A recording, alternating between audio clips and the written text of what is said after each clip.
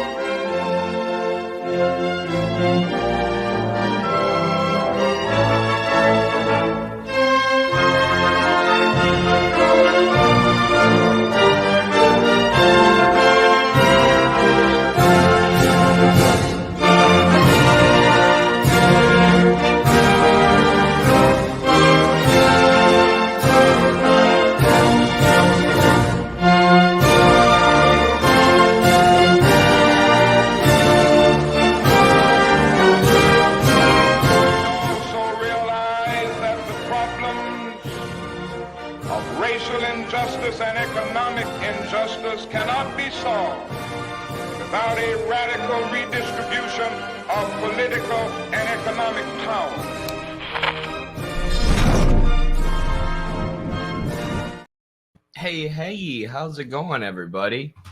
Pretty crazy coincidence that of the 13 people who are here so far, one of them is named Buns. As I decided to start this stream talking about hot dog buns. So what a coincidence. Very cool. Hot dogs made from ground kulaks. I think that is what they're actually made out of. Eddie Buns Lagersmith. Yes. Nice to see Gabriel Rockhill recognized. Dude, excuse me. Gabriel Rockhill is the man. I've said before that he was kind of the last piece of the puzzle for me, and being confident asserting myself as a Marxist-Leninist, because I was drawn towards Marxism-Leninism, but I didn't understand these Frankfurt School thinkers, a lot of the newer Marxist thinkers like Marcuse and them, and a lot of their followers, at least give the aesthetic of being extremely intelligent.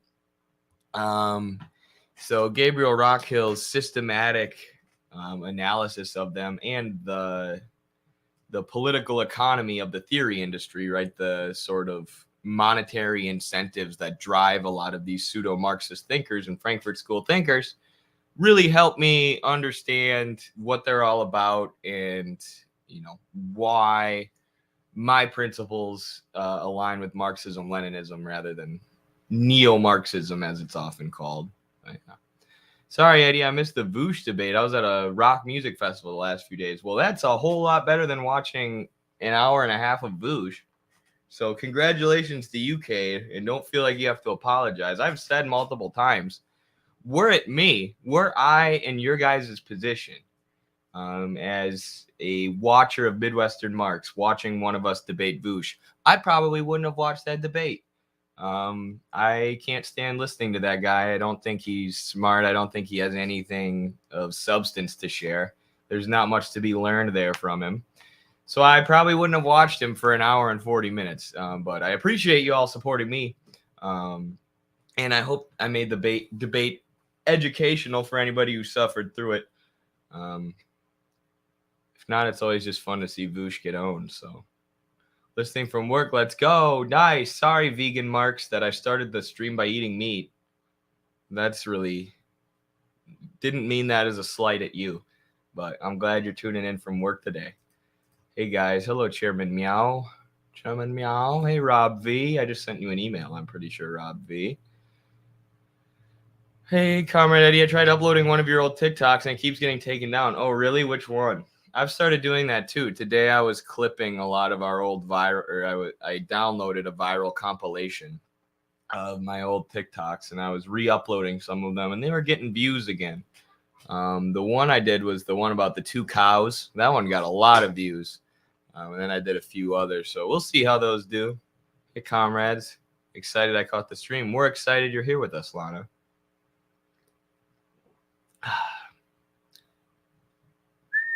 Hey, Where Pilgrim. How is everybody doing? Wait. What time of day did they march from Kiev to the Donbass? Wait. You're saying that right sector was in Kiev and then they attacked the Donbass? Whoa, that's so stupid. What? Every single member of the political party right sector and their paramilitary arm has to be in one place at the same time.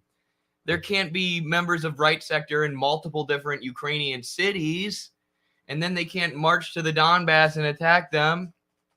Wait. That's my Bush impression.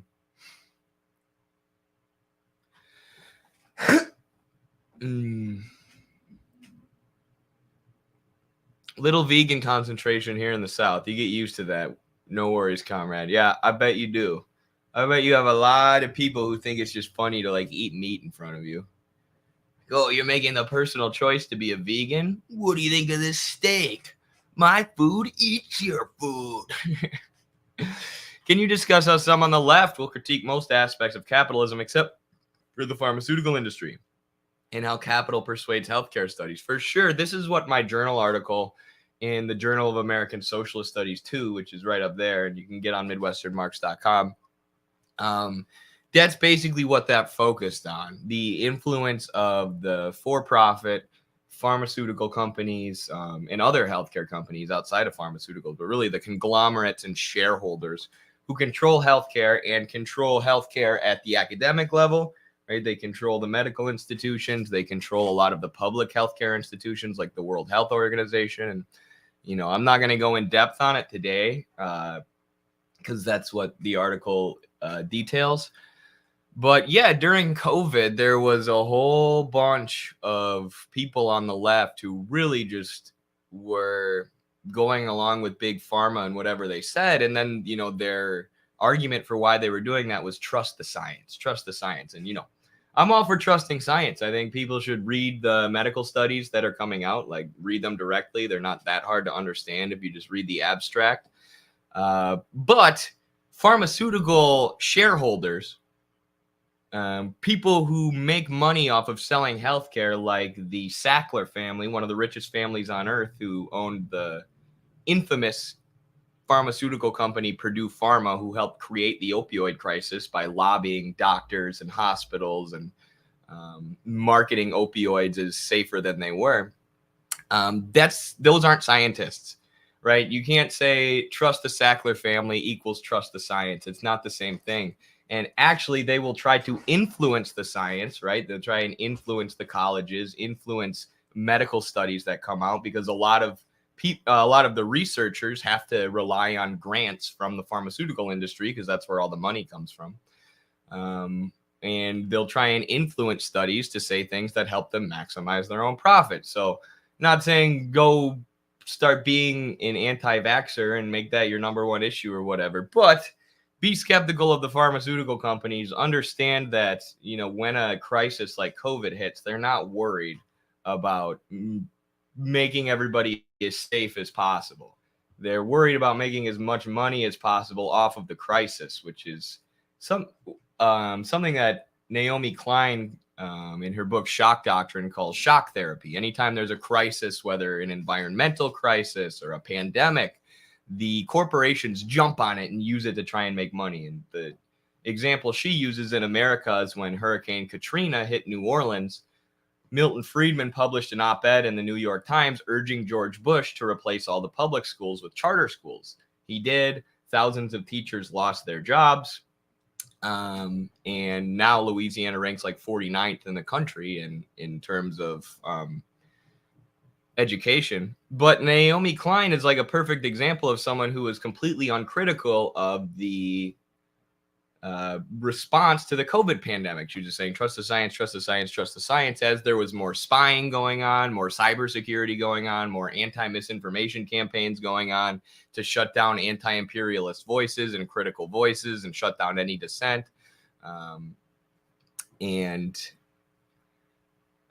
Yeah, she just wasn't very critical of it. And it's like, this is shock therapy. They're doing shock therapy. They're using the pandemic to try and increase government control, government spying, government censorship, and they're trying to just make money. Mandate that you buy a vaccine from Johnson & Johnson. Any plans on debating Bad Empanada? He is generally on Israel, but he keeps babbling about Russian imperialism and nationalism. I would be down if he's down. I think Bad Empanada is a lot more honest of an actor than Vush. So I feel like there could actually be some Socratic dialogue there. Whereas Vush is just a sophist, right? Vush is not trying to argue anything. Vush largely doesn't know what he's talking about, and he's trying to use rhetorical tricks to own you in the debate and then declare himself the winner, and declare himself to the winner to all the Ukraine war bots who support him. So Bad Empanada is a little more honest. He's certainly more intelligent and more well-read. So I would really enjoy doing that. Yeah, hit him up. Tell him that we're down.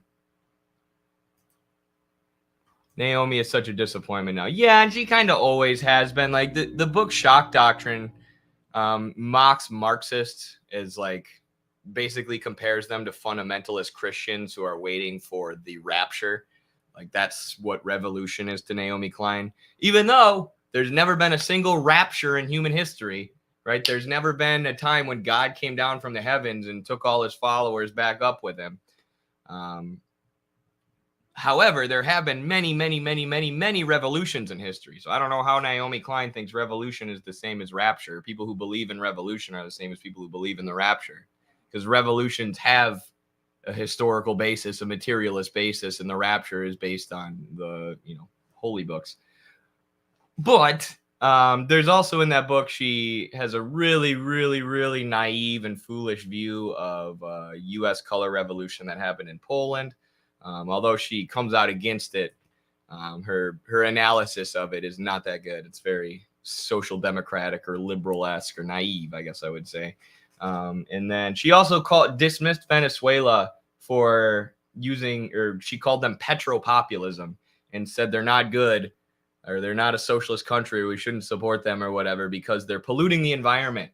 They're not helping climate change, because Venezuela nationalized their oil industry and then used that to pay for social programs that brought people health care and fed them, and built a ton of new schools at every level, both the elementary level, even like daycare centers, and then colleges as well. Venezuela used their oil revenue for that. So they're to be condemned because they're polluting the environment as they're under crippling U.S. sanctions and trying to feed their people. So, yeah, that's Naomi Klein. She's always been like that.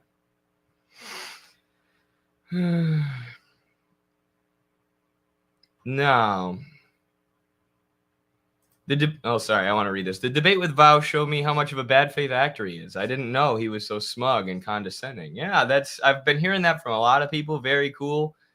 Please don't feel bad if there was one point in time where you watched Vush or where you considered yourself a Vush fan, right? There's nothing wrong with that. Like I said yesterday in the stream, when we get into Marxism, when we get into left-wing activism at all, trying to make the world a better place, we're looking for mentors. We're looking for people to lead us, to guide us, to teach us how we can be better activists or better revolutionaries or whatever. So, a lot of time, or if you search Marxism or if you search socialism or whatever, one of the first people who comes up in the YouTube algorithm is going to be Vush, right? So a lot of people fall into Vush, and that's why it was more than worth it for me to debate him and spend an hour and 45 minutes listening to his smug, condescending, I don't even want to call them arguments, because he hardly made a single real argument. As someone from my community said when they called me on the phone yesterday about it, he basically argues like a sixth grader who doesn't know the issue they're talking about. Yeah,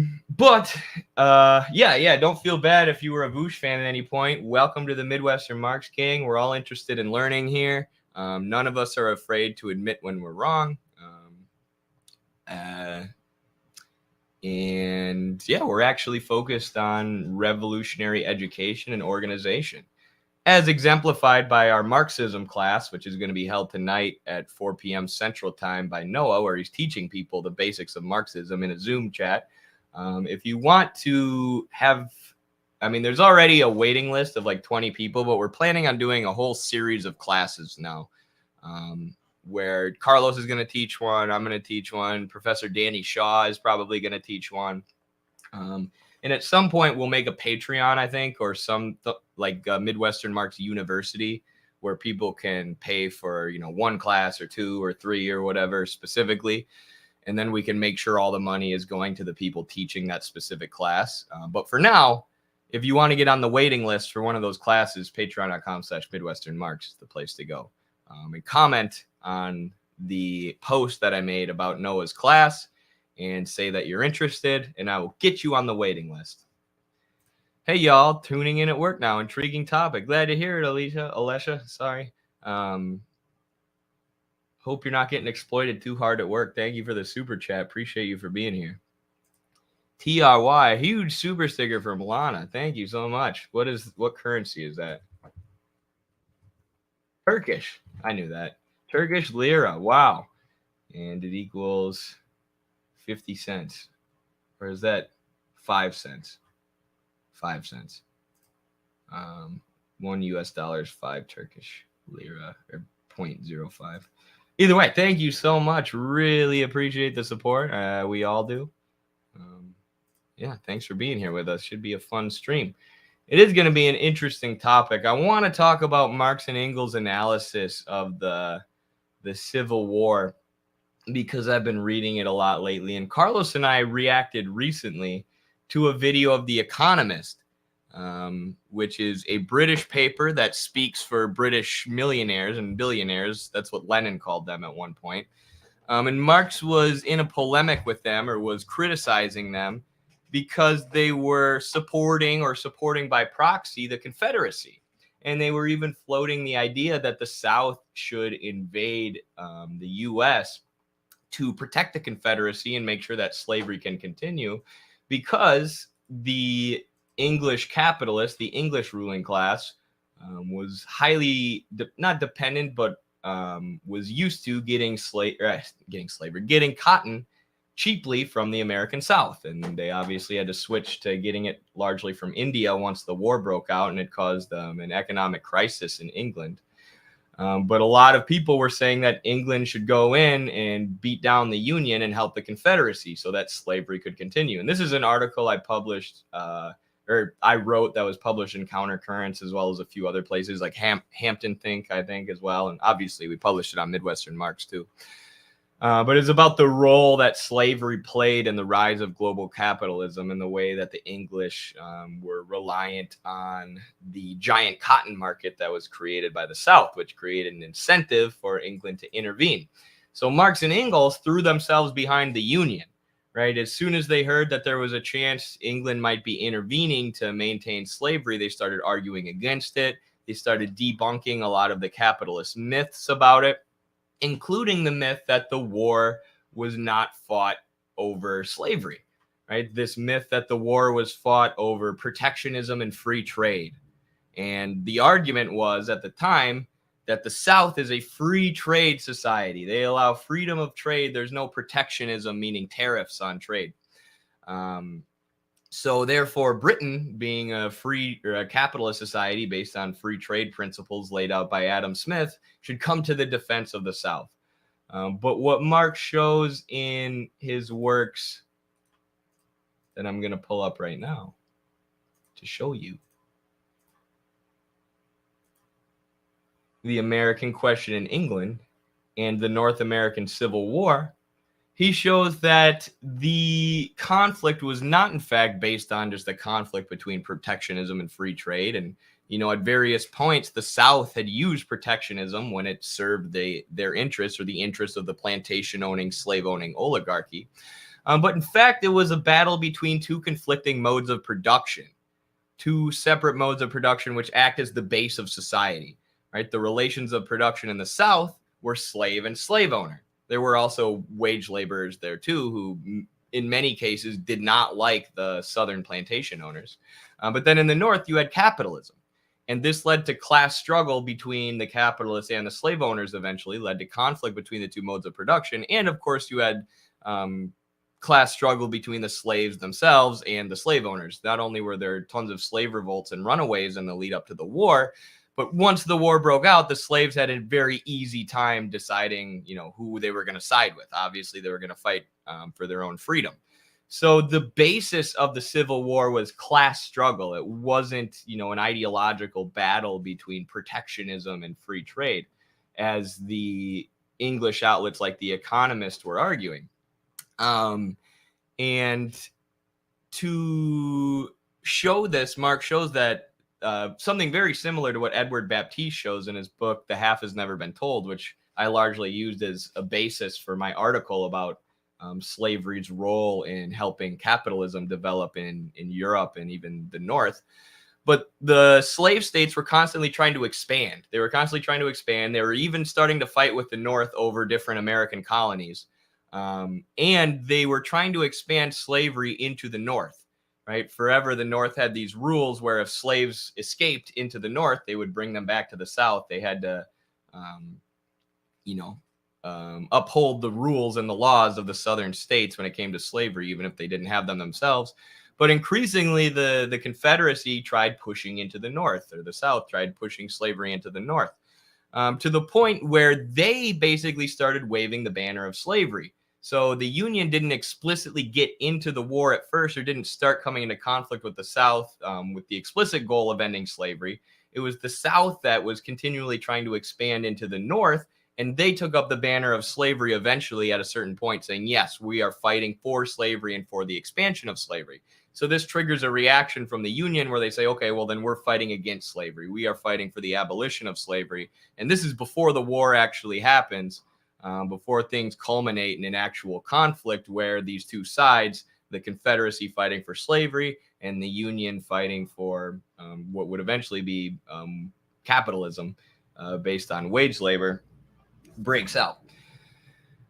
So what's funny is Carlos and I reacted to a video from The Economist a while back where they were saying that Karl Marx had some good critiques of capitalism, but he supported all these dictatorships, right? His theory allowed for all these dictatorships to come about. Like, oh yeah? What do you call the Southern Confederacy? What do you call the coalition of slave states dominated by an oligarchy of plantation owners?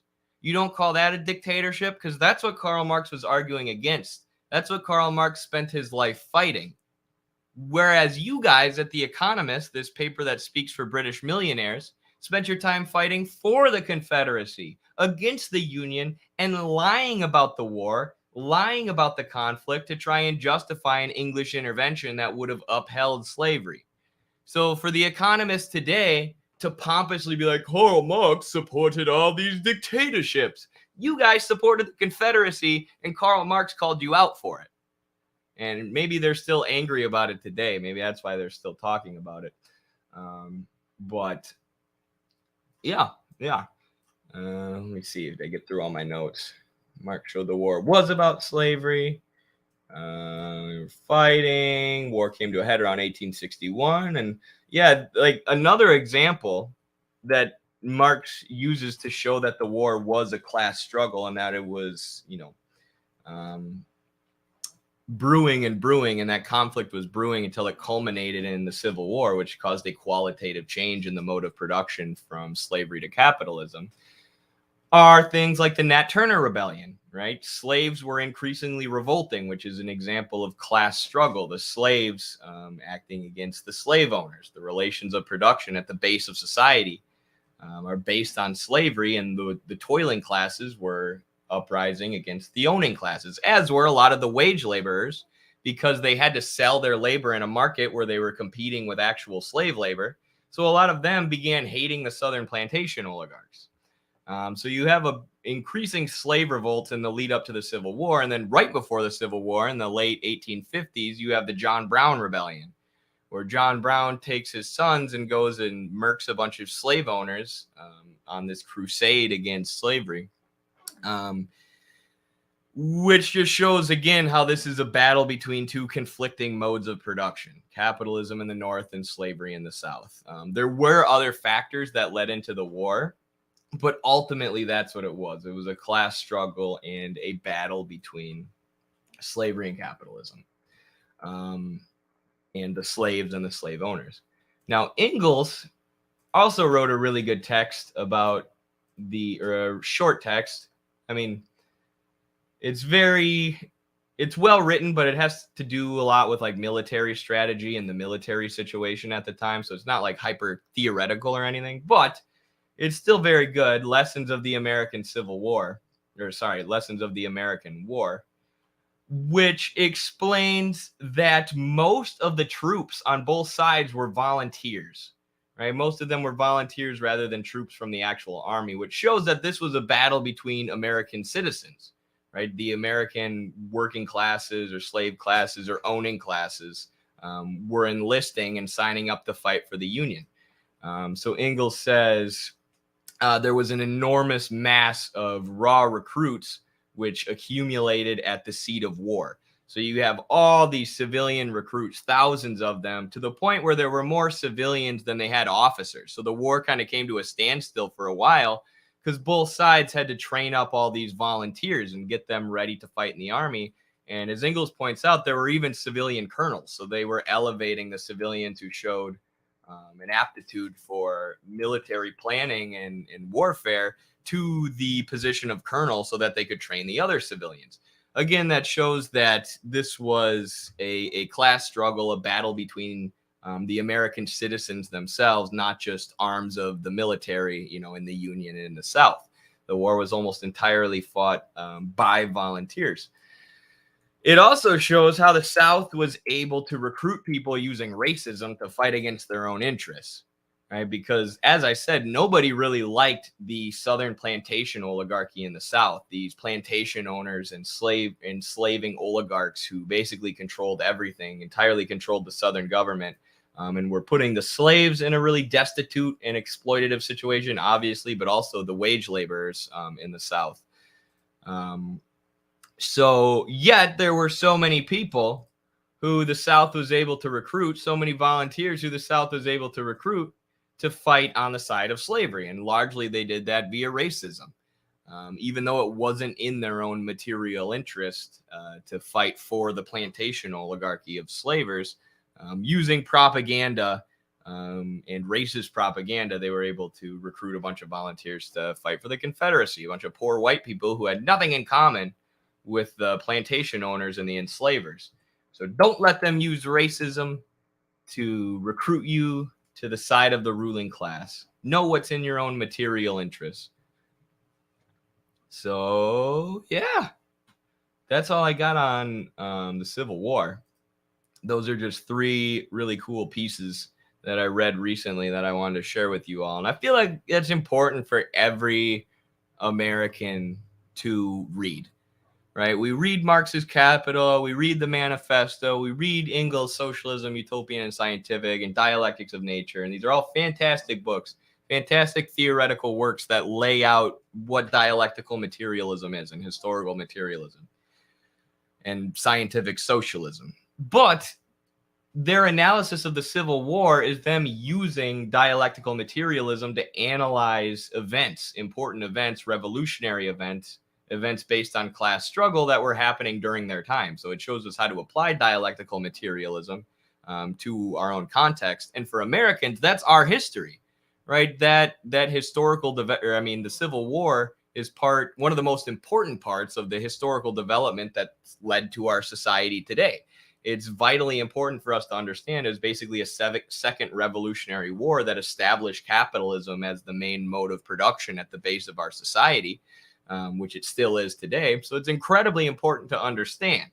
And the fact that Marx and Engels wrote so much about it, it makes it helpful for us to understand it. And it gives us an example of, like I said, how to apply dialectical and historical materialism to our own context, and see the class forces at play in the Civil War, and understand how this war really happened and how it culminated, how years of struggle culminated in a war that qualitatively changed the mode of production itself. You should talk about Marx's letters to Lincoln. Yeah, I haven't read them yet myself, or I think I did back in the day, but I haven't read them recently. But maybe I'll do a part 2 to this Marx and Engels on the American Civil War, where we talk about Marx's letters to Lincoln. But a lot of people think, I mean, all the conservatives say Lincoln never read them. Lincoln just threw them away, blah, blah, blah.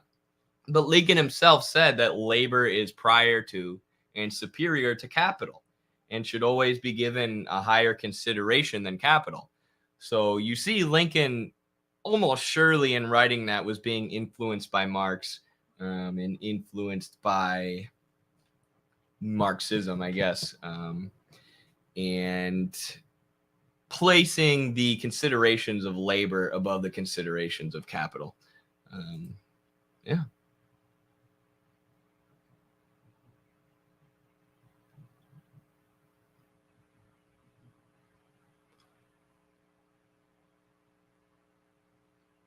They are great reads, but I think Marx overestimated class awaken. I don't know what you mean by that. What do you mean class awaken? Let's ban this PT guy. Is the PT guy being annoying? We must not have any mods in here right now. I trust you guys. I'll ban him.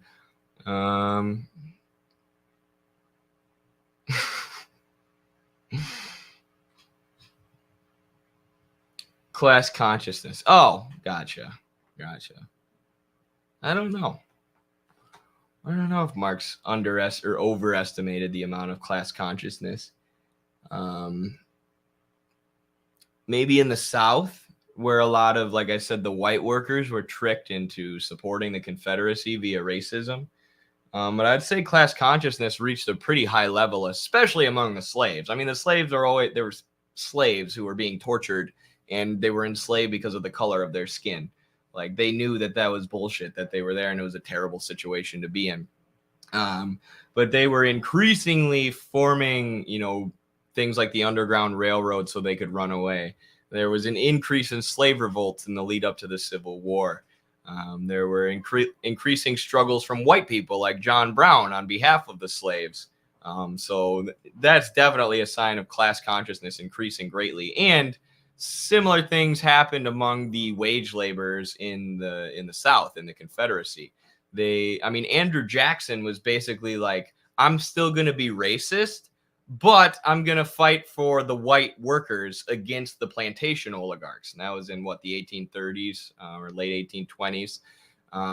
So there was a lot of class consciousness. It just needed to culminate in an actual war to end slavery. But yeah.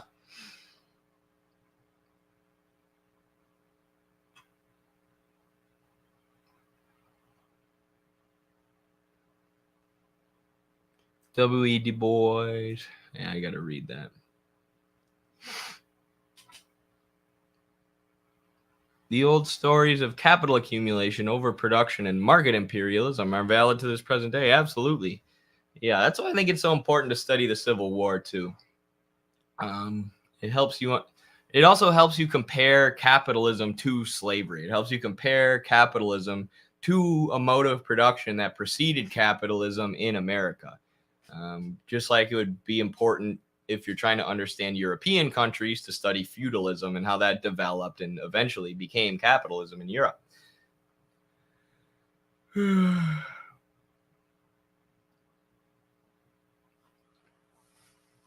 been thinking about Midwestern Marx Institute's take on the revolutionary spirit of America. I think that may be an avenue to reach out to MAGA folk, but it's in essence, I think it's rather revisionist. How is it revisionist to capture the American revolutionary spirit? how is it revisionist to capture the emancipatory spirit that was held by people fighting against torturous, murderous slavery in the American Civil War? And it's not really a way to reach out just to MAGA people specifically. It's a way to reach out to all American workers and teach them that the Civil War wasn't just, because people hated each other, or it wasn't because of protectionism and free trade. It was a class struggle. It was a struggle between conflicting classes and conflicting modes of production. And it was essentially a second revolutionary war that established, like I said, capitalism as the mode of production that transformed the country forever. And teaching people that our history is revolutionary, and that, there's people think they associate Americanism, patriotism towards America, with just sympathy for the government, support for the government and everything they do, what Michael Parenti calls super patriotism. I'm American, so I support the war in Iraq. Just bomb, nuke them all. That's super patriotism. But what we're saying is, no, the history of America is actually about struggling against that ruling class, overthrowing that ruling class to create something new, to create something that's better, create something that's less exploitative. And there were a lot of people after the Civil War happened, such as Frederick Douglass, who were saying, okay, we've abolished slave labor now, but it's time to abolish wage labor next, right? Capitalism is also a system that's based on exploitation. The capitalist relations of production are still not the ideal. They're still not going to bring about freedom. So it's in our history to struggle against the ruling class. It's not in our history. It's not, the American spirit or whatever you want to call it, to just simp for the ruling class and everything that they do. The American project has always been one of revolutionary freedom of exploiters, not the exploited. Yeah, for the people who fought on the side of the exploiters, right? The American project hasn't always been revolutionary freedom for the exploiters. If you're talking about the slaves who fought on the side of the Union, right? The American spirit for them has been revolutionary. You can just hyper focus on everything that the American ruling class has done and then call that the American project itself. But that's only looking at half of the story, right? That's only giving half of the narrative. That's giving the side of the story from the ruling class, which is what we get because the ruling class dominates the education system and dominates the media. What they don't like to talk about is the people throughout history who have struggled against that. The American socialists, the American communists, even people like John Brown who fought against slavery. That revolutionary side of our history that fought against the exploitative ruling class is never told. So yes, America's history has been exploitative so far because it's always been dominated by exploitative ruling classes, but that's every country. That's every capitalist country is dominated by the exploited ruling classes. That's not something that's specific to America. And what we're saying is that the people who fought against the ruling class of the American project have been written out of history and been written out of our education system. And those are our heroes. Those are the people that we need to recapture as revolutionaries. The kind of people that we're not told about in the education system and the media so much. Because like I said, that's dominated by the ruling class. So to accept that America is just always going to be exploitative and is always going to be about freedom for the exploiters is to reject all of those who came before us in our history and tried to make America something better, right? The people like Martin Luther King and James Baldwin and W.E.B. Du Bois and John Brown, and to dismiss them and say, nope, America's only the ruling class. America's only the FBI who killed Martin Luther King. And it's just not true. It's just not true. There's always been revolutionary sentiment in America. There's always been revolutionaries in America, and that's our history. Those are our heroes. We should be recapturing them and honoring what they did, not lumping them in with, the things that the exploiters and the imperialists have done and saying this is all just the American project, right? That's the point we're making with that. Man, this dude rules. This is our land now, too, for God's sakes. Darn right.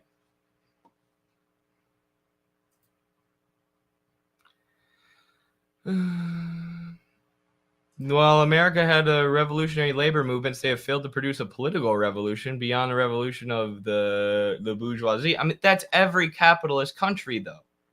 Every capitalist country starts with a bourgeois revolution, right? Like, that's what the French Revolution was. That doesn't mean that socialism can never happen in France, right? The Bolivarian revolution you could call a bourgeois revolution. But what do they call the project of constructing socialism in Venezuela? The Bolivarian Revolution. They want to recapture Bolivar. They want to recapture their revolutionary history. Because yes, even though Bolivar was basically a capitalist and sided with the merchants and the emerging bourgeoisie, he fought an anti-colonial struggle. He fought for independence in Venezuela and Colombia and northern Latin America. So even though it was a bourgeois revolution, and even like there are things to criticize about Bolivar, Marx even called him an autocrat. He was like massacring thousands of people. Despite that, Venezuela recognizes his role in history. His role in history was replacing colonialism as the mode of production, and slavery too, with capitalism, right? Fighting for independence. So capitalism has its place in history. There are modes of production that preceded capitalism, right? So the fact that America has only produced bourgeois revolutions so far, that's almost every capitalist country. And bourgeois revolutions were progressive at a time, right? The French Revolution was a good thing. It was a good moment in history. It was progressive. It moved them out of feudalism dominated by the kings and the church, and towards the capitalist mode of production, which creates the possibility for us to move towards a socialist mode of production. Good discussion though. But that is our position. Capitalist revolution will pave the path to working class revolution. It will sell us the rope that hangs them. Yes, capitalism creates the possibility for socialism. Right. Cheers.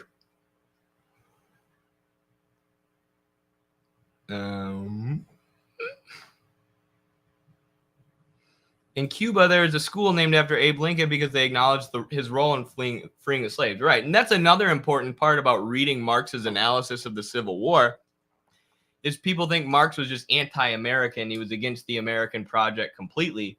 That's not true. He was writing letters to Lincoln about battle strategy, literally trying to help Lincoln win. They were arguing publicly against The Economist and against these other British newspapers who wanted England to get involved in the Civil War on the side of the Confederacy. Marx and Engels were staunchly in favor of the Union, even though it could be considered only a bourgeois revolution because they replaced slavery with capitalism, because replacing slavery with capitalism is a progressive step in history, right? They weren't just saying, well, America's all bad anyways, and Lincoln also said racist things, so we're not going to support him.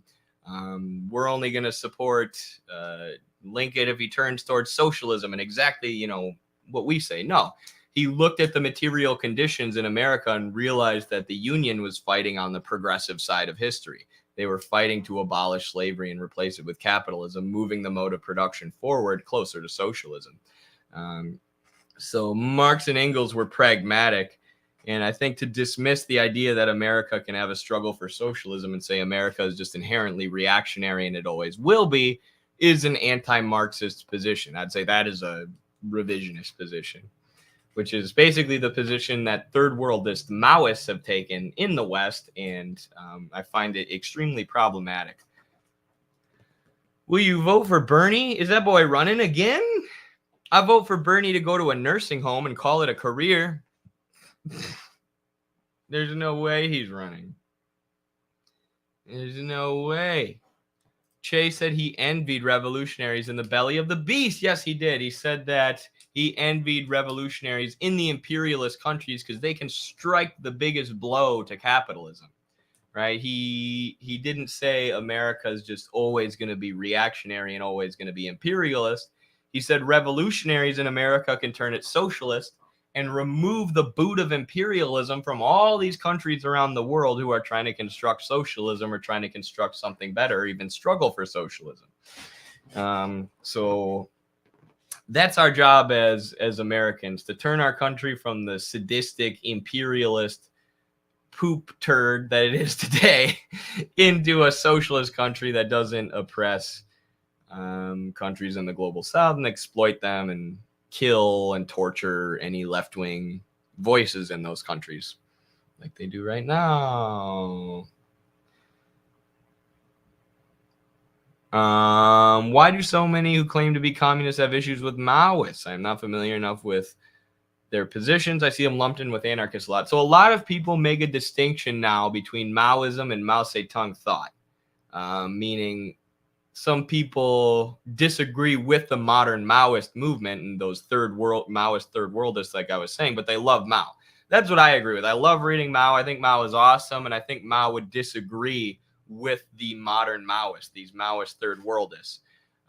But there has evolved in, especially among Western leftists, this strain of Maoists who believe basically that America is an imperialist project only. There can never be a revolutionary movement in America. America will always be reactionary. And we just have to wait for revolutions to happen in the global South. And then eventually America will collapse and we'll be all good. And it'll be balkanized and, I don't really know how they think that's going to happen. But either way, for me, that just takes all of the onus off of Americans. Right? That just takes all the onus off of American socialists and American revolutionaries. Like, yeah, let's just sit around while our murderous government pushes us towards World War III and bombs Somalia and stuff with our tax dollars and wait for revolutions to happen in the global South and wait for enough revolutions to happen in the global South to the point where America collapses. And what it does is puts you on the side of imperialism, right? It makes it so what's the point in doing praxis? Our country's always going to be reactionary anyways. What's the point in organizing my community and my workplace? They're just a bunch of dirty, rotten Americans. They're part of this American project. They can't struggle against the American ruling class. America is just one big homogenous thing, and it's all bad. That's not Marxism, right? That's just anti-Americanism. And it takes all of the onus to do praxis and learn theory off of Americans. It just says, let's rely on the global South. And just wait and cross our fingers for America to collapse. So yeah, it's very problematic. And yeah, I should write something about it too, because like it's a pretty prevalent thing and people get it confused because like we love Mao, right? Mao wrote a lot of amazing theory, but like I said, Mao was pragmatic. Mao said the same thing, like, we want a revolution in America, so they stop putting us under the boot of imperialism. He didn't believe, certain countries were just too far gone. Certain countries are too evil and they could never have a revolution.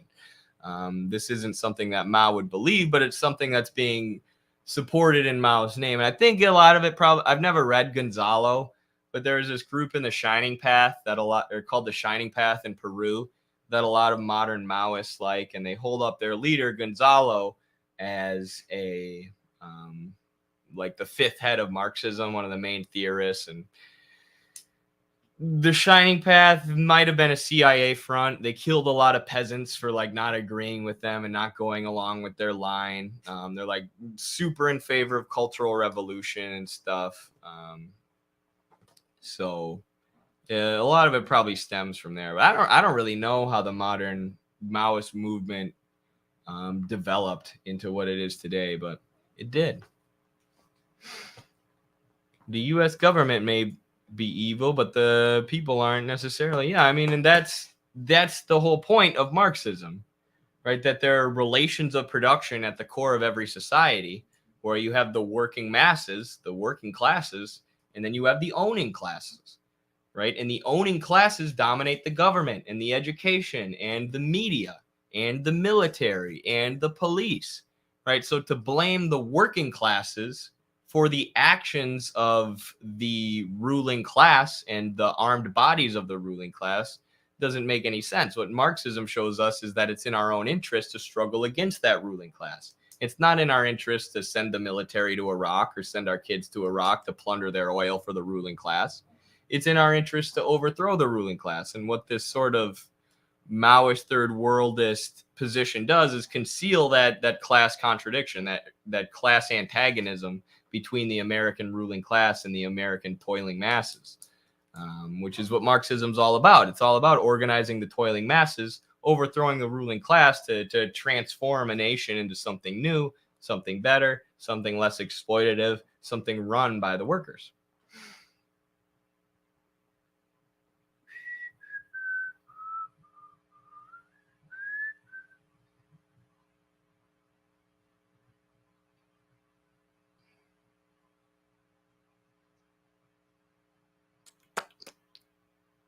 The Russians and Chinese government / people make this distinction quite clear as well. Interesting.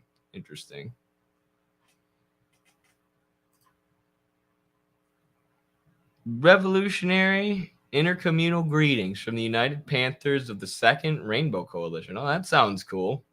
Thank you. Thanks for joining us. I'm glad you guys are here. Rainbow Coalition was awesome. I'm glad there are people who are trying to recapture that history. Speaking of our revolutionary history in the United States, right? We have groups like the Black Panthers who struggled against the ruling class, struggled for the toiling masses, organized the toiling masses, and started to steer into Marxism more and more. And that's revolutionary history that we should recapture and learn from.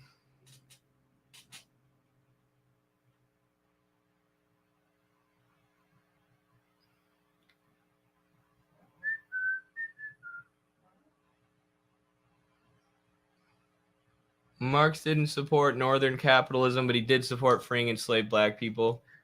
Well, yes, but that equals supporting Northern capitalism because he knew after the North won the war that the South would become capitalist. So he, based on America's conditions, sided with capitalism over slavery. So I guess it's not like he thought, I'm sure he would have preferred that they just immediately, establish a dictatorship of the proletariat and a society dominated by the working masses. But capitalism is better than slavery. Like I said, at that point, when you have feudalism or when you have slavery, capitalism is a step forward. It's a progressive move in history.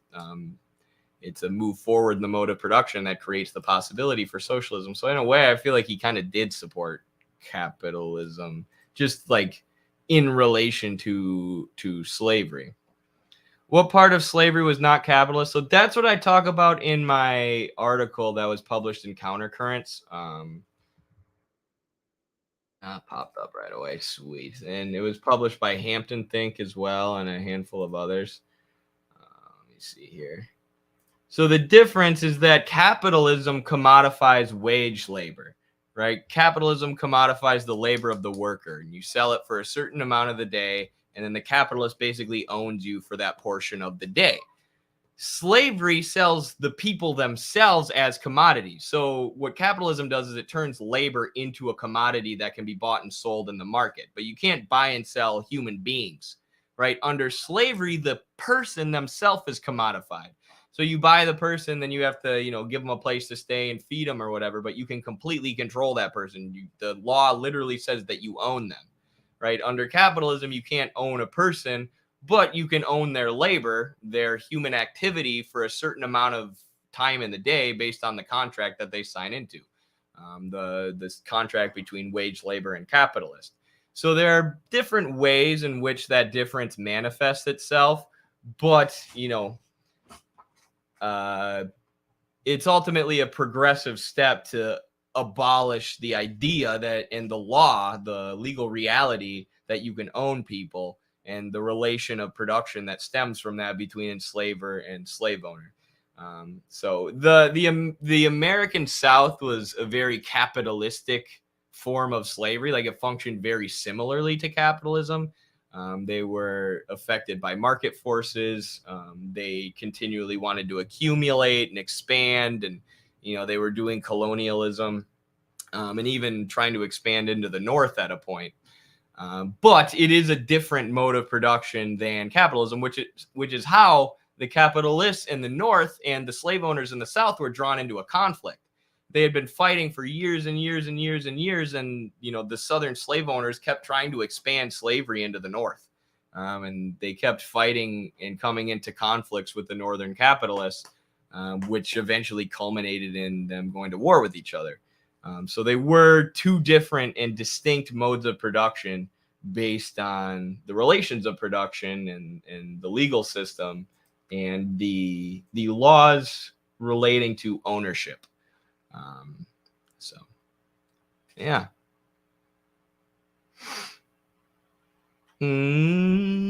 Chattel slavery in the South was a part of the capitalist system. Yes, yes, basically. That's what that article focuses on too, is the role that slavery played in boosting capitalism in the North and the South. Because a lot of the, not in the South, in England, because in England especially, but also in the northern United States, a lot of the most wealthy capitalists were those who owned textile mills, meaning factories that created clothes.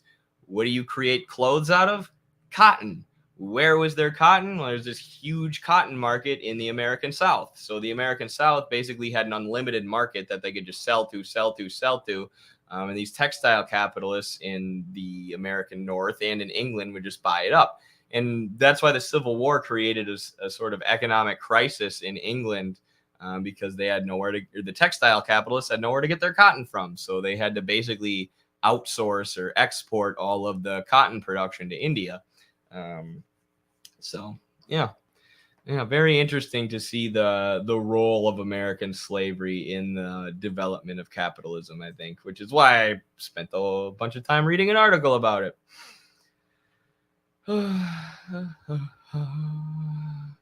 In your opinion, how much was technology a factor in the change of production? Are you talking about in the change, like the transition from slavery to capitalism in America? Or are you just saying in general? I mean, that would be something to research specifically, but I know Edward Baptist points this out. There weren't a lot of innovations in cotton picking leading up to the Civil War. For like 50, 60 years, there were very few innovations that could speed up picking. But the cotton gin was invented, which we all learn about in history class, that could separate cotton way faster. So that created a higher demand to pick cotton. But because there weren't that many technological innovations in picking, what they just started doing was trying to increase the intensity of the slaves' labor, the speed that the slaves were working at, by torturing them, by systematizing torture and making these quotas where you got to pick this much cotton per day. And then the people who pick the least cotton get tortured at the end of the day. They get whipped or whatever.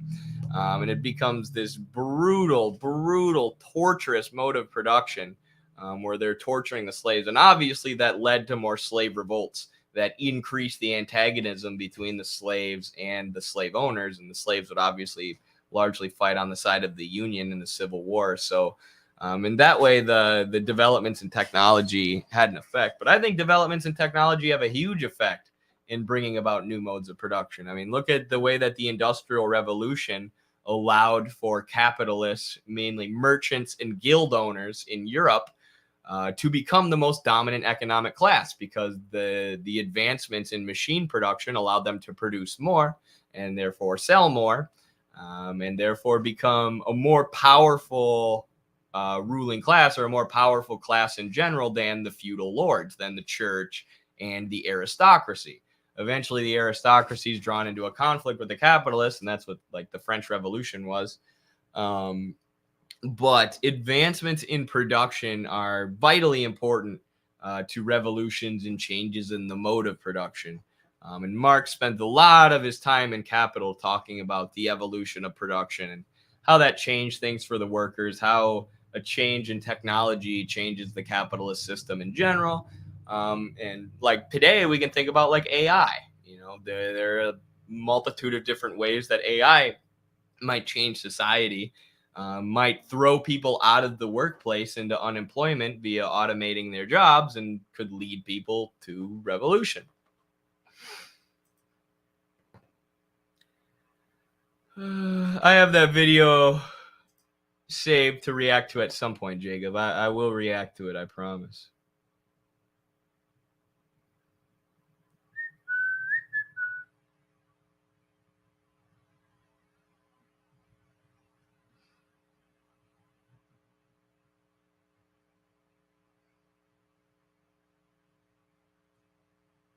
I like gin, sadly. Yeah, gin is better than the cotton gin. I tell you what. Latin America was the fallback plan. Barons destabilizing workers' movements were literally the heirs of the plantations. France invaded Mexico with possibility of supporting the Confederacy. So France was thinking about supporting the Confederacy as well, not just England. Very interesting. So yeah, that shows you how, in addition to English capitalism being reliant on the slave market, French capitalists apparently were too, and probably the entirety of Europe and these textile capitalists who had been developing in Europe for the last 200 years. Interesting stuff, folks. Isn't it great to apply a Marxist analysis to our own history? It's so wonderful. Let's see, what else do I got to talk about today? I think I already... Did we already play the speech of Zelensky talking about how he doesn't want any fighting between Russians and Ukrainians? I think we did do that. Oh, here's a good video. Capitalism and Wealth Distribution by Gary's Economics. Yeah, let's listen to Gary. First, I'm going to run to the bathroom quick. So let me entertain you all. Let me pull something up so we can have a little intermission here. We've been going for an hour. I got to pee. I've been pounding energy drinks. I've been drinking coffee in the basement for hours, like Matt Foley, motivational speaker.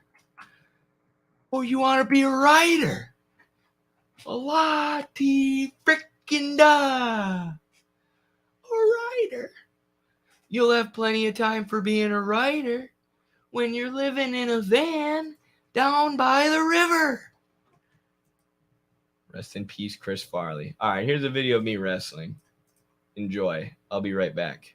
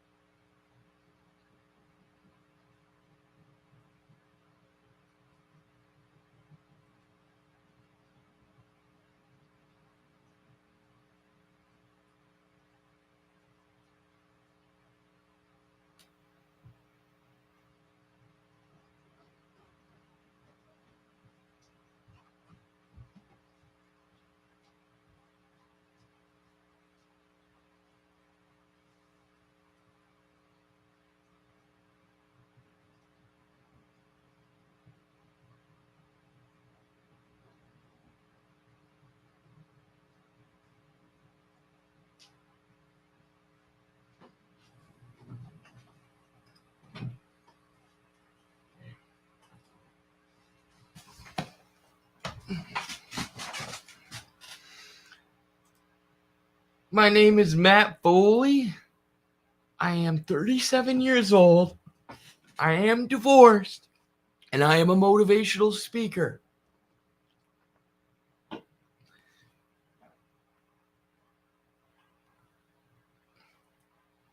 You guys know what that's from?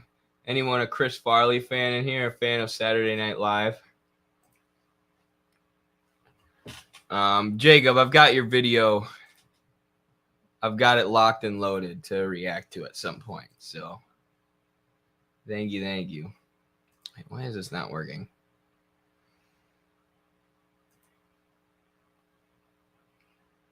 There we go.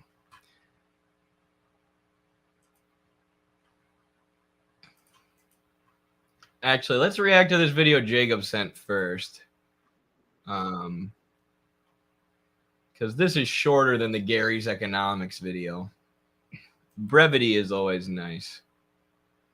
We need to distribute wealth like Jokic distributes the rock.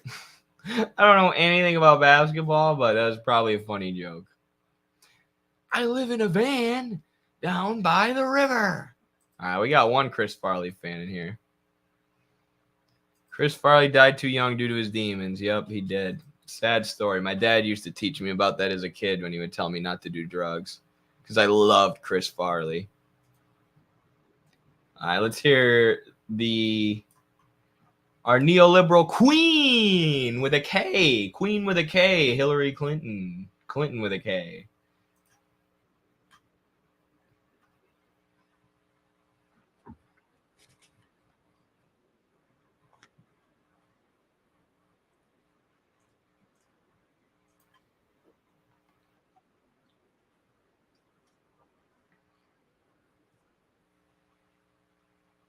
Yeah, I don't have the audio on, sorry.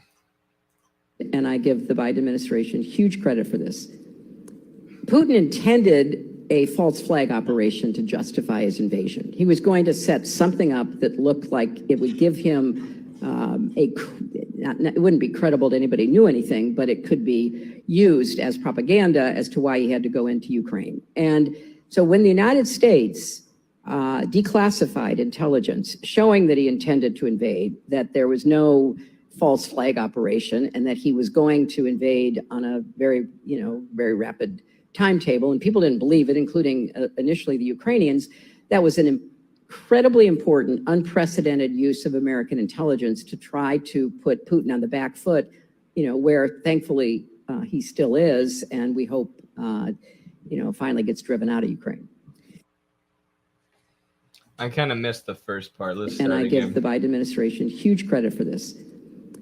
Putin intended a false flag operation to justify his invasion. He was going to set something up that looked like it would give him it wouldn't be credible to anybody who knew anything, but it could be used as propaganda as to why he had to go into Ukraine.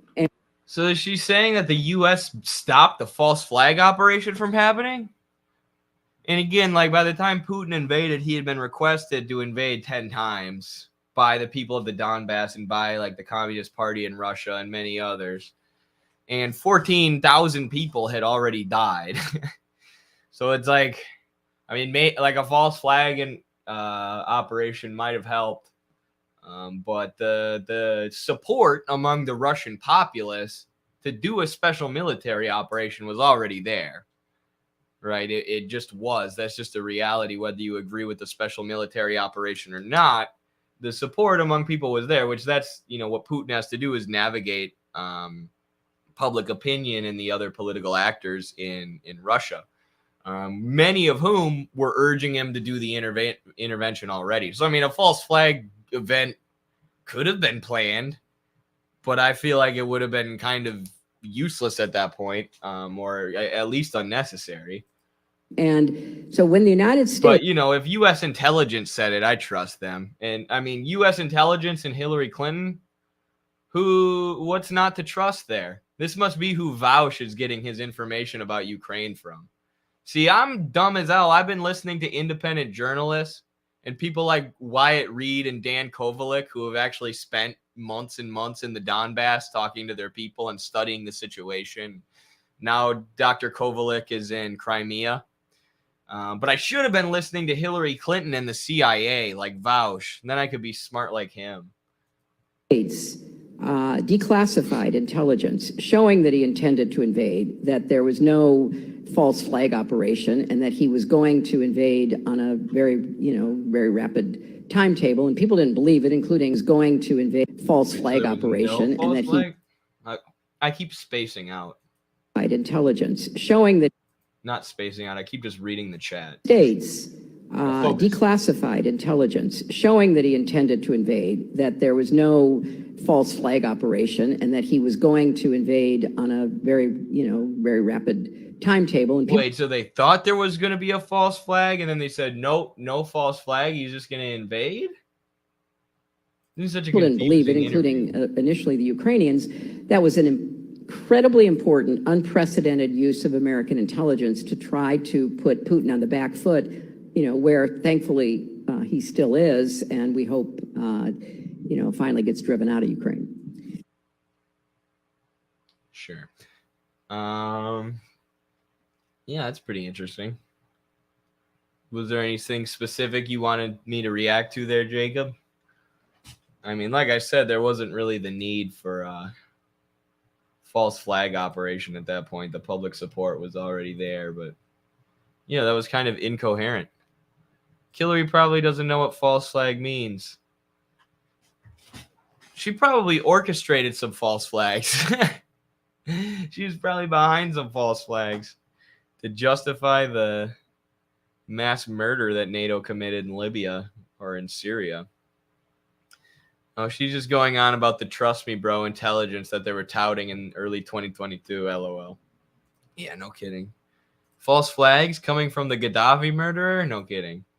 Right, I thought you weren't even allowed to say false flags. Anything having to do with false flags is freaking, that's all Putin propaganda, Russian propaganda. Unless Hillary Clinton, the butcher of Libya, says it, then you have to take her at face value. Putin lives in her head rent-free. Haha, I love it. He does. He really does. Hillary needs to kick the bucket already. Henry Kissinger's not even dead yet. Like, you getting ahead of yourself and hoping for these politicians to just bite it, but I feel you. I think she's saying that the ethnic cleansing of ethnic and cultural Russians by the neo-Nazis in the Donbass is a false flag. Oh, yeah, she could be referring to that, too. I think she was saying Putin wanted to stage a false flag event to justify the intervention, when really, the ethnic cleansing of Russians had already created, and the Maidan coup had already created public support for the intervention. But, yeah, interesting video. Thanks, Jacob. Where did that comment go? I'm trying to find one. In Los Angeles, nearly 250,000 people sleep in their vehicles. Insane stat, incredible stat. And remember, there's enough empty homes in Los Angeles that are not being used by anyone to house every single homeless person. And in America as a whole, yet we don't, because they're owned by landlords and they need to make a profit. So we're not going to let people live in homes unless they can pay for the profit of a landlord. It's a totally irrational way for a society to organize housing. And it leads to these irrational statistics, like the fact that there are more vacant homes in this country than there are homeless people. So a van down by the river would be a luxury in these days of late stage capitalism. True.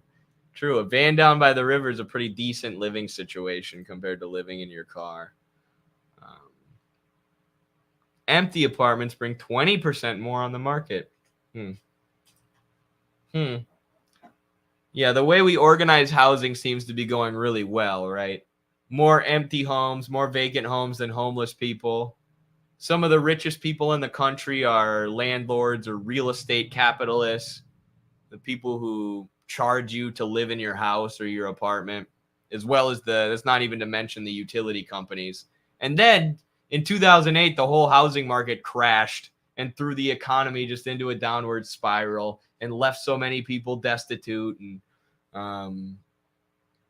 just was a disaster for America and for the whole world. But this is the only system that works, guys. This is the only one that works. The one where there's, enough houses to put everyone in one, but we got people sleeping on the streets and sleeping in the roads, and where the housing market crashes and the big banks go under, and all the working people, or the big banks get bailed out while all the working people are forced into poverty and lose their jobs and lose their mortgages. This is the only system that works. It's working, though. It's working totally. It's totally working. Okay, so don't start talking about socialism on me. Don't start talking about putting these homeless people in the vacant houses. That would be crazy. That would never work. Thanks for your hard work. Thank you, in human form. I do what I can we do what we can over here at Midwestern Marx. Speaking of hard work, and thank you so much for the super chat. Speaking of hard work, Noah is doing his Basics of Marxism class tomorrow. I love you. No, it's not tomorrow. It's today. He's doing it today at 4 p.m. Central. I'm super excited about that. I'm going to tell him to record it. It's a Zoom meeting. And unfortunately, we're already filled up. We already have given away all the spots. And if you asked me to sign up, but I didn't reach out to you or didn't send you a Zoom link, you're on a wait list. So we'll get you in there. But I'm excited about that. And we'll try and Zoom record it and put it up so people can at least learn along with us. But yes, thank you so much, Inhuman Form. And thank you to all the super chatters today. I appreciate you all so much. 65,000 empty condos in Toronto. Yeah, but that you don't understand. It's the only system that works. Okay, it needs to be this way, right? Because if we took the homeless people and we put them in those homes, everyone would die, right? Because capitalism's the only system that works. So if you did that, if you gave homeless people a place to live, Stalin would take over, and then we would all be living under a Stalinist dictatorship. Okay, so you're actually a piece of shit for saying that we should house the homeless people because you want Stalin to come back and kill everyone. So, sorry, I don't make the rules. This is how reality works. This is how capitalism works. It's the only system that works. That was sarcasm, just so people know. What's up, Unparalleled Dev? How you doing? Only 65K, those poor, struggling, rich people.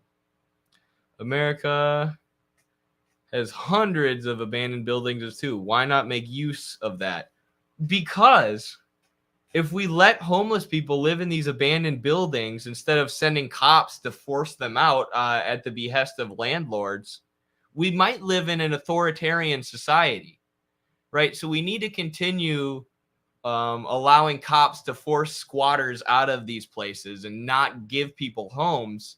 Otherwise, we might fall into authoritarianism, right? We got to obey the cops, the pigs with guns who work on behalf of the landlord class.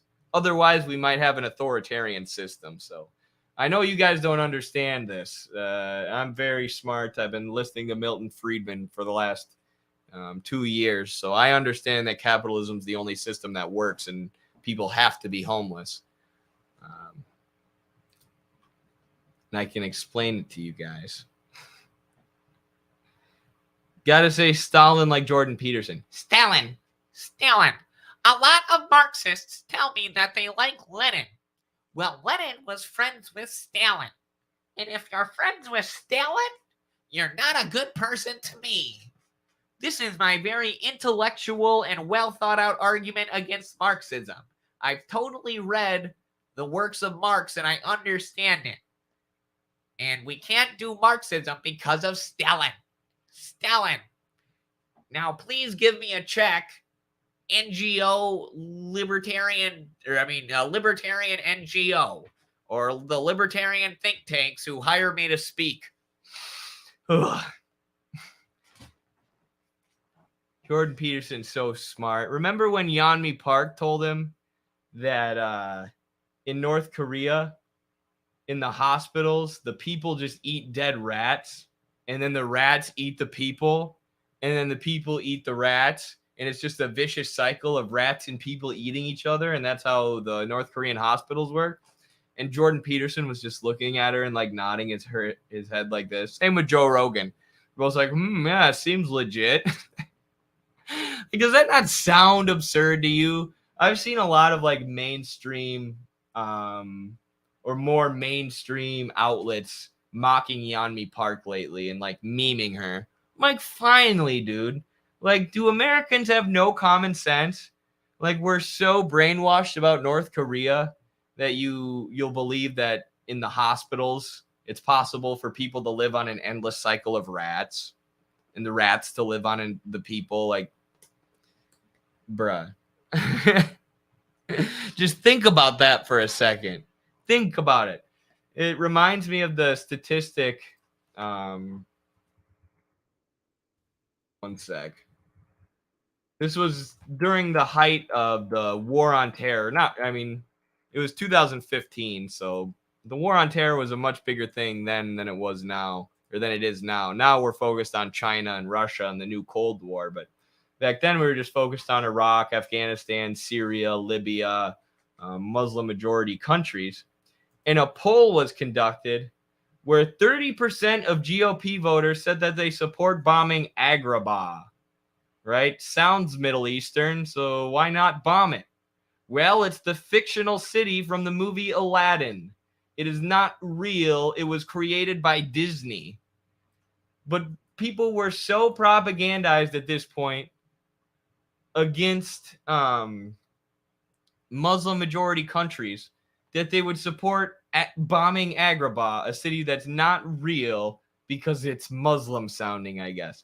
And this article from The Guardian tries to make it seem like it's all Republicans, and they got this photo of Donald Trump, but 19% of Democrats said the same damn thing. 30% of Republicans and 19% of Democrats said, hell yeah, baby, let's start dropping bombs on Agrabah. Good luck finding Agrabah, guys. Try and locate it on a map for me. Show me where we should bomb. Where should we hit Agrabah? Fucking idiots, dude. This is such an embarrassment to our country. But yeah, that just shows the effectiveness of propaganda.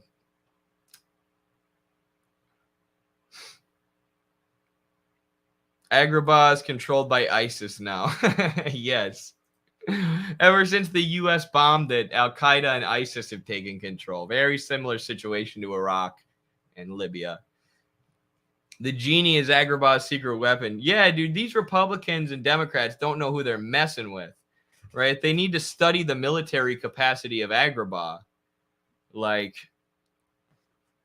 maybe they want to install Jafar as the leader. Like, maybe that's what the whole movie Aladdin was. It was just, U.S. imperialism in the Middle East, like in Iraq. They were trying to install Jafar. Just kidding. Aladdin's a pretty racist movie. If you watch Hakeem's breakdown of it, it's very good and very interesting. Hakeem's video on Aladdin is go, oh man, Rob, we are on the same page, my guy. That's what I'm talking about. Agrabah has WMDs. What do you just want to let the Sultan keep running things? Don't you know he has WMDs and he's torturing his own people? We need to go into Agrabah. Oh, man, we are getting some hilarious comments in the chat right now. Stop the commies on flying carpets. The communists in Agrabah have taken over. And they have flying carpets and weapons of mass destruction. I don't know. And they're going to fly over America on magic carpets and drop weapons of mass destruction on us if we don't go over there and get them first. This is the neocon argument for invading Agrabah. Jafar is their Guaido. Yes, he is. He is Juan Guaido. And now that Guaido is living in exile in Miami, maybe the U.S. will try and install Jafar as the leader of Venezuela. Aladdin's a very strange movie. The original story is even weirder. Hey, I got to rewatch that Hakeem video. I don't remember it. How long is the class today? Oh, you're requesting off work to get the class? Holy crap. That is dedication, Sam Dixon. That is freaking awesome, man. Thank you. I don't know. I should ask Noah. I would imagine today's class will probably be about an hour or less. Tomorrow's class could go a little, not tomorrow, but the next class could go a little longer. But yeah, today's is just syllabus day. So you guys will be going through the syllabus, the requirements, the recommendations. I'm sure Noah will explain that today, but I'm sure you could get all the information you need in an hour. But yeah, no promises. Sorry about that. Super pumped you're going to be there, though. Super pumped. Communist agrabah. Everybody gets 3 wishes. The people's genie. Yes. The powers of the genie should be distributed to the masses. I'll just request 2 hours, and if class gets early, I'll go back. Man, that's awesome, Sam. I think Noah's going to be really happy to hear that that you were taking off work to be part of the class. I mean, that's real dedication, man. So thank you. Stoked to meet you and the other Midwestern Marxers. You bet. I'm stoked too. It's going to be great. I want to resurrect Gaddafi's Libya. Me too. Requirements? I mean, just like what books we're going to read. They're all available for free on PDF. And like the first 2 days, no, not to spoil anything and spoil the syllabus, but for the first 3 weeks, you won't need to do any reading outside of the class. You can, but Noah's going to read along with you in the class so people can stop him when they're confused, and he can break things down and explain what they mean, so that by week 4, people feel more comfortable reading complicated Marxist texts, or, I mean, not complicated Marxist texts. They're all basic Marxist texts. Like one of them is Lenin's 3 components of Marxism. But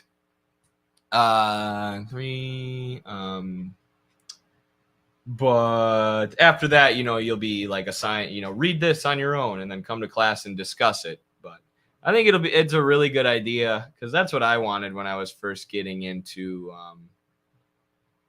Marxism,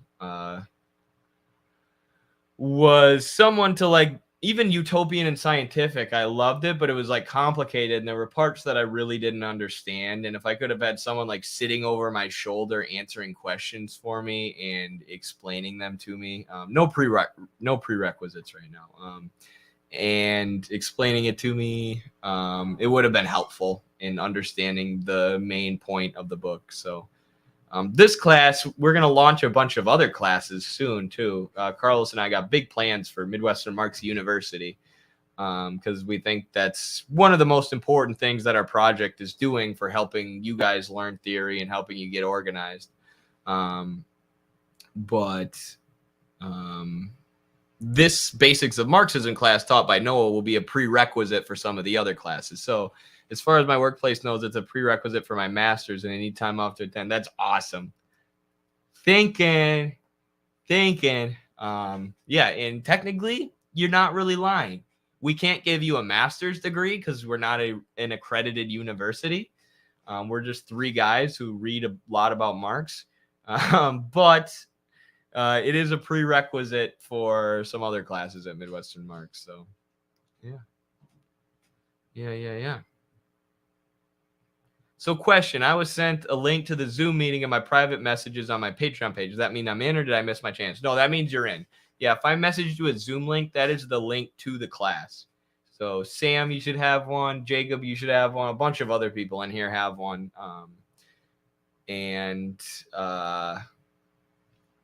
Yes, that's just the link. You click the link at whenever you want, but it starts at 4 p.m. Eastern today. 5 p.m. Eastern, 4 p.m. Central. 5 Eastern, 4 Central.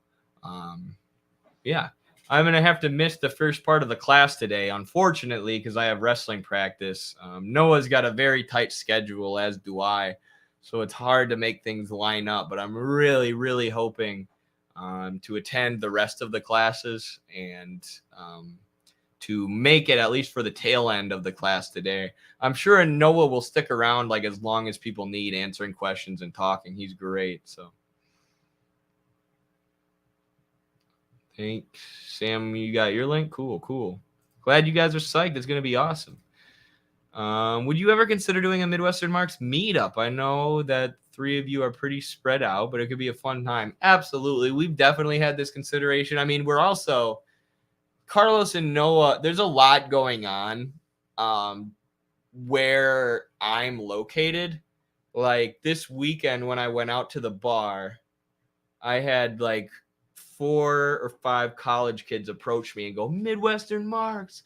Yeah. And we were like, the bar, I got a bunch of people at this college bar going, communism. But we were actually having real discussions too.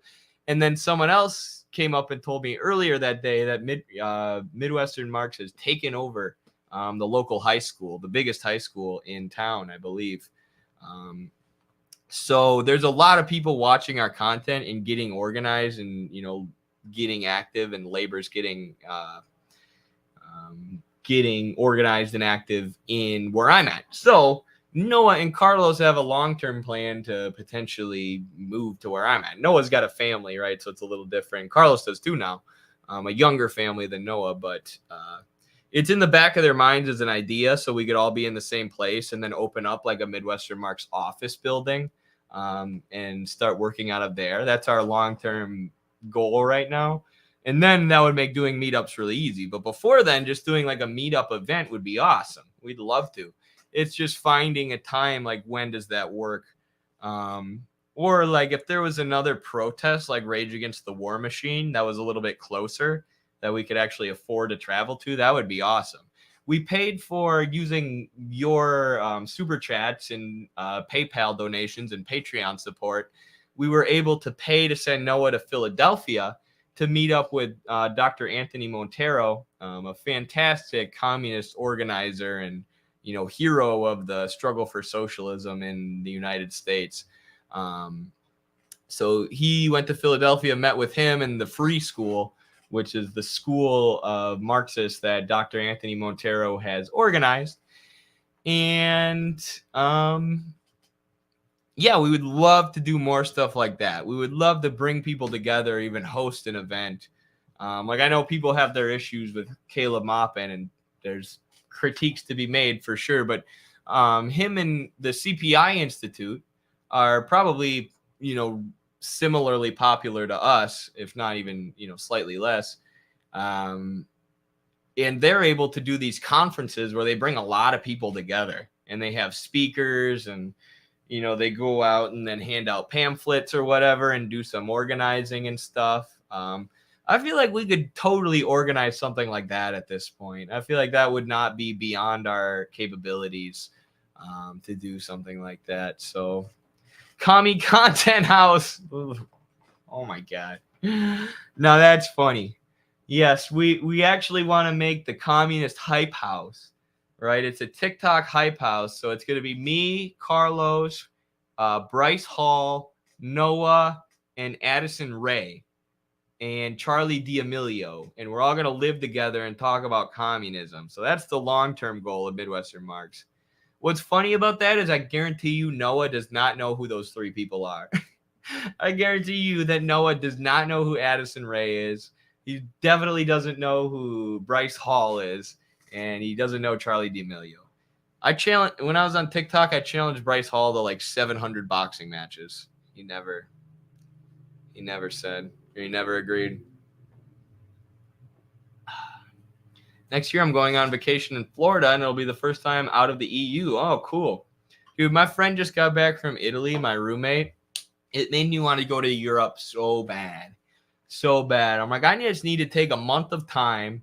Right, like bring my camera with me or bring my phone with me so I can stream straight from my phone and do TikToks and videos, and then just backpack across Europe and get a lot of good training in, stop in at all the wrestling gyms and do some Greco and just see Europe. Because I haven't been out of the country other than Puerto Rico. Yeah. Another long-term goal for Carlos and I was to go to China. And I think if we continue to grow at the rate that we're growing, that's an expensive trip, obviously, because you're flying around the entire world. But the flights to Beijing and Shanghai are getting cheaper and easier because of China's economic advancement and industrialization. And we would love to go visit and check it out and meet with some comrades over there. So if we could link up with the Communist Party in China or some organizers in China and have them help us out and help us organize that, it'd be really great. And I think it would be worth paying for. We'll just have to save some money. Yeah. So that's another long-term goal. You should try to come down to Lawrence, Kansas, where I'm located. Currently on vacation in Arkansas. Oh, nice. If ever possible. It's a great college town. It's home to the University of Kansas, where I attended. And has an interesting class history, with it being a starting ground for the Bleeding Kansas movement leading up to the Civil War. I would love to visit, Jacob. I'd love to jam with you too. If I'm ever in Kansas or around the area, I'll let you know, even if I'm not with Carlos and Noah, so we can link up and get a coffee or something, talk about Marxism. I want to see your book collection too. I want to go to the DPRK so badly, but the travel ban as a Californian makes it impossible. I know. It's so stupid. This is Professor Derek Ford has been to the DPRK a bunch, and he was telling us this when he did our podcast. He's like, people talk about how the DPRK is authoritarian because they won't let you travel. But there's no travel ban enforced by the DPRK. It's literally enforced by the U.S. The U.S. stops you from traveling to the DPRK and seeing that the propaganda is a whole bunch of bullshit. So that is just wild, right? There's few examples of capitalist projection that stand out as strongly as that the U.S. claims the DPRK is this authoritarian dictatorship that doesn't let their people move, but the U.S. has banned our people from visiting the DPRK, and the DPRK is welcoming us. Insane. There's a train that runs from a border town in China straight to Pyongyang, but even getting there is difficult. At least the travel agencies I looked aren't very accessible. I've heard that too, but yeah, you think like it seems easy, you know, oh, I'll just go to China and then go from China to Pyongyang, but it's like, how do you get, right? You can't bring a car to China. So when you go to China, how do you get from Shanghai or Beijing, where the planes go to that bridge where you can go to the DPRK? It's going to cost a lot of money and be difficult. And like, even if you want to fly into like a Urumqi in China, which is like near the Xinjiang province, or I think in the Xinjiang province, rather than one of the major cities, it's going to be like an extra $1,000 or so. So it's just really, there's a lot of logistics that go into a trip to China and that much travel. So yeah. U.S. foreign policy is all projections and inversions. It is dialectical inversions. Ever thought about traveling to another communist country like Vietnam, Laos, or Cuba? Yeah, I think Kayla Pop is still planning, who's a Midwestern Marx writer, fantastic, Kayla Popachet. I think she's still planning on going to Cuba and visiting. We wanted to help her pay for it too, but I don't know if that's in the cards right now. Things got a little crazy financially when I lost my job, but they're starting to steady out now. So yeah. Well, if you want to take a rest in the Netherlands, let me know. Yeah, I'd love to. I'd love to visit there too. That I'll visit when I'm backpacking across Europe. I'll swim over to the Scandinavian countries.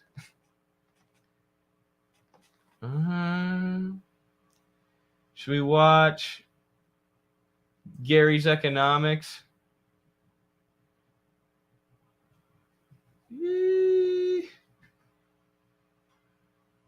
Let's do it. I'll speed it up. I'll put it at 1.5%. I got energy for this.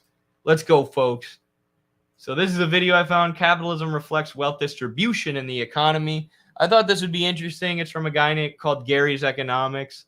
I'm going to talk about wealth distribution. Now, a lot of people think the inequalities of capitalism are just a distribution problem, right? When there is a problem with distribution, but really it's a problem with production, right? Workers aren't paid the value that they create. They are working hours that are they're paid for a certain amount of hours, right? But then there's a certain amount of unpaid hours, which the capitalists take home as surplus value or take home as profit. So that exploitation in production, in the sphere of production, in the actual production process, is what allows for capitalists to accumulate, the accumulation of capital and wealth, which is what leads to the massive inequality in the distribution of wealth, right? So it's not just in where the resources are going, but it's in the relations of production themselves, which necessitate exploitation. It's the fact that the capitalist economy is based on the exploitation of wage laborers by capitalists, which then allows the capitalists to accumulate, and creates a society that's greatly unequal in terms of material wealth. So I haven't watched this video. I don't know if he's going to make an argument that wealth inequality under capitalism happens because of distribution or whatever. I don't know if it's going to be a Marxist argument or an anti-Marxist argument or what, but should be interesting to react to with you guys. So let's do it. Well, I've been thinking for a while we need to do one about capitalism because we get asked it a lot, right?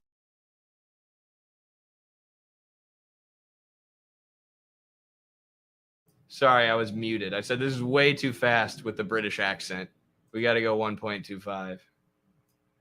This is a cool place to shoot a video. I like the view. Well, I've been thinking for a while we need to do one about capitalism because we get asked it a lot, right? Yeah. Capitalism is the problem. Yeah. It's a bit frustrating for me because it's like, it's so non-specific. It's like, okay, well, yes. Capitalism is a specific mode of production, though. So like I was explaining earlier, slavery in America was very capitalistic, right? It was based on market production, and the slave owners interacted and traded with capitalists directly. But it's not capitalism because it was based on different relations of production. It was based on the enslaver and the slave, who is legally considered to be the property of the enslaver, right? Capitalism commodifies wage labor, not people, not the wage laborer himself. So you can't own people under capitalism. You can only own their labor, their human activity, for certain portions of the day, 8 hours a day, 40 hours a week, or whatever, or more. Obviously you can, but so the capitalism is a very specific thing. It's a system based on wage labor, and that develops and has to develop and overtake other modes of production. Like there are semi-feudal modes of production, like Russia when they had the revolution, right? Capitalism had not fully developed. It hadn't fully taken hold of the country. There were still peasants and landlords that represent, that were more akin to the feudal mode of production, where you produce your own things, food that you need to survive, and then give the rest to the landlord or the feudal lord. So capitalism develops and takes hold, but it's a very specific mode of production. It's a very specific system based on a very specific relation of production. It's not the feudal landlord and the serf, or the peasant. It's not the slave owner and the slave. It's the capitalist and the wage laborer, who sells his wage labor sells his labor on the market as a commodity to the capitalist. Whereas slavery, like I said, humans are sold on the market as property. Not how capitalism works. In capitalism, you sell your wage labor to someone. So it is a very specific thing. Problem with capitalism is different people have very, very different ideas of what the word means, right? So it can become difficult to do any sort of analysis of it because different people have different ideas. So I'm going to say, provide the basic working definition, which some people disagree with, but it's what I'm going to use for this purpose of this discussion, which is capitalism is a system which has a relatively small government, relatively low taxation. So I already disagree with that definition, right? Because I don't think it has anything to do with the government. The government under a capitalist society will act as a dictatorship of capital, right? The ruling class will control the government in any society, just like the slave owners in the American South controlled the government in the Confederacy and in the southern states. And the feudal landlords and the aristocracy and the church essentially acted as the government or the ruling class or the governors of the feudal modes of production or feudal societies, and kept the working people, kept the toiling masses in line. So, there's various different ways that governments do that. Different capitalist governments are all structured very differently. But, that's not what determines if a system is capitalism. It has nothing to do with that. It's all about the relations of production, how production is carried out, who actually does the work, who actually does the labor to produce the things that society needs to continue functioning, and who profits off that labor or manages that labor while not working. People are expected to take care of themselves with their own money. And then there's freedom to trade, freedom to own things, basically. People got a laissez-faire system. There's not a lot of government control. People can do whatever they want. Everybody's free. The government has to enforce that, though, right? It's not just owning things, it's, owning land and capital, but capitalist governments enforce legally private property ownership. And if you try and take private property from a capitalist, the police, the government are going to come stop you. So it's not just, he's pretty non-specific about ownership. It's ownership of capital, ownership of private property. which, when you combine capital in terms of the means of production with labor, you produce value and surplus value. But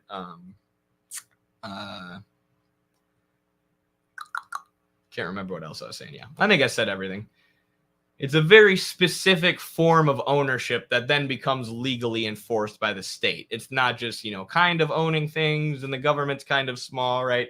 At least from a Marxist perspective. And he's right that there are different schools of thought that have different perspectives on what capitalism is.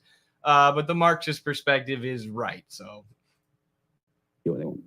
It's important to realize once you use that definition, none of us live in fully capitalist countries, right? The UK has NHS, that's not a capitalist institution. The UK has public funded education, that's not capitalist. So none of us live in a perfect capitalist system. But let's talk about capitalism, which is the idea of freedom to own, freedom to trade. And Marx constantly talked about how class struggle can win concessions for the workers. In the Capital Volume 1, the chapter on the working day talks about this. As the workers start to organize themselves and fight for things, they're able to get concessions, and they're able to get like mini forms of socialism or social welfare within capitalism, things like the NHS in Europe, the National Healthcare Service. That doesn't mean those countries aren't capitalist, though. They're still capitalist. They're still based on capitalist relations of production. There's just social safety nets or social services put in place for the workers that the workers themselves had to fight for. And it also means freedom to generate inequality, right? Now, there's something which is good about capitalism, which is that capitalism rewards people for doing things that other people want. So if you're making a load of paintings and nobody wants them, you're going to make no money. But if you're making a load of paintings that people want, then you are going to make money. Now, why do footballers make money in the capitalist system? Because tons of people are willing to pay to watch them. So in a sense, capitalism is good because... And from the Marxist perspective, he says every commodity has to have a use value or it won't find a buyer on the market, right? So for the capitalist to get profit, for him to realize his capital, for him to take the product that's been produced by his workers and by his means of production and turn it into money, turn it into profit, or turn it into money which he can use to then buy more workers and more means of production.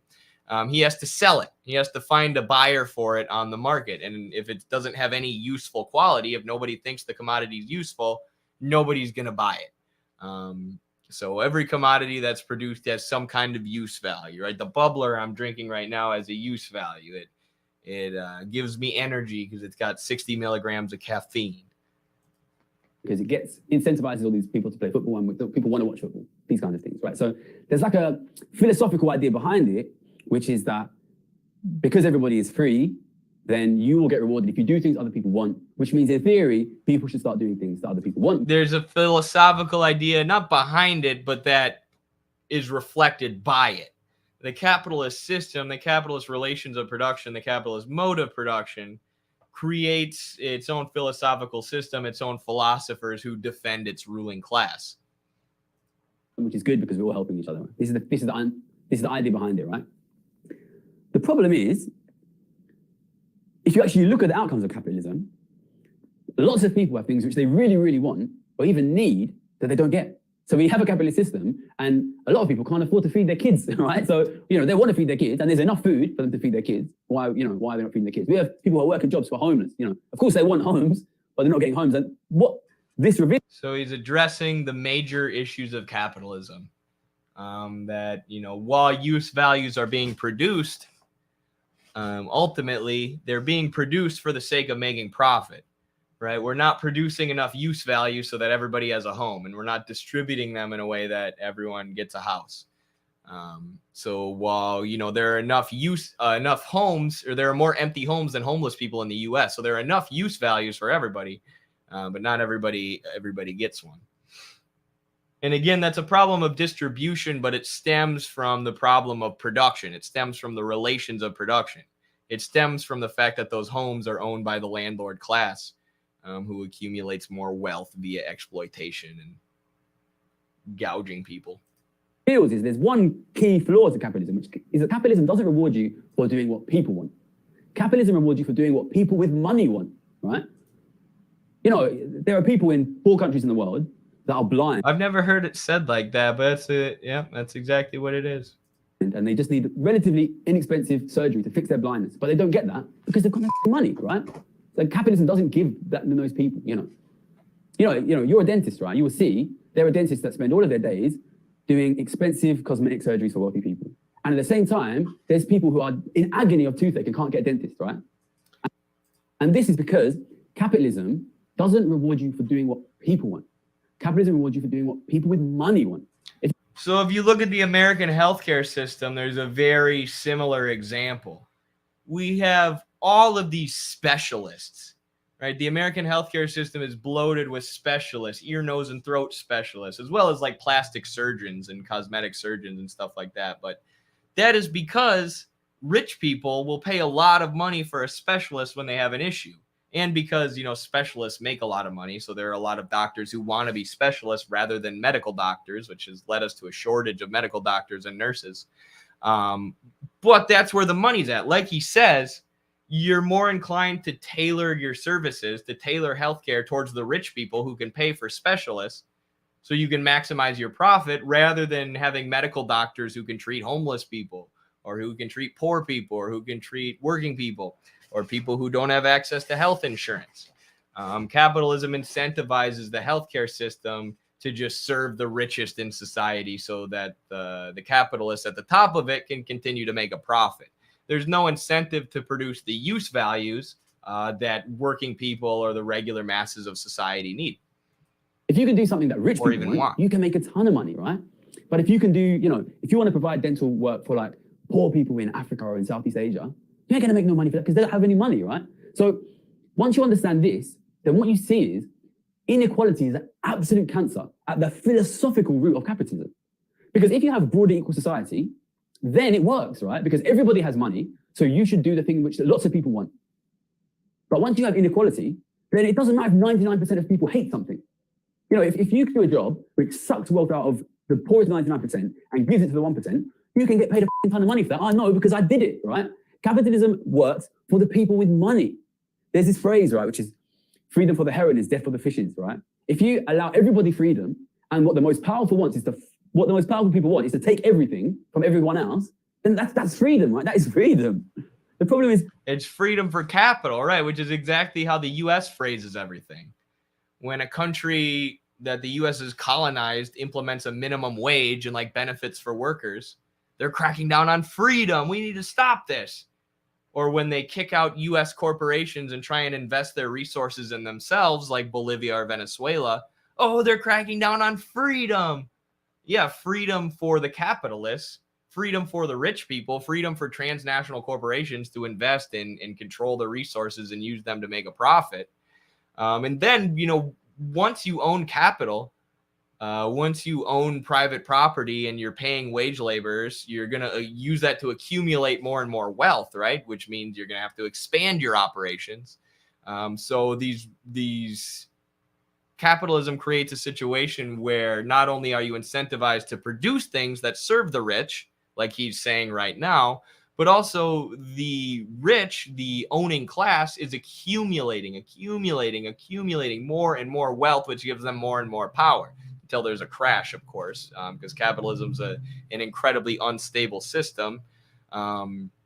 But that's why like 300 to 400 or 500 pages in Marx's Capital Volume 1 are dedicated to talking about accumulation, after he spends 500 to 700 pages talking about exploitation in the sphere of production.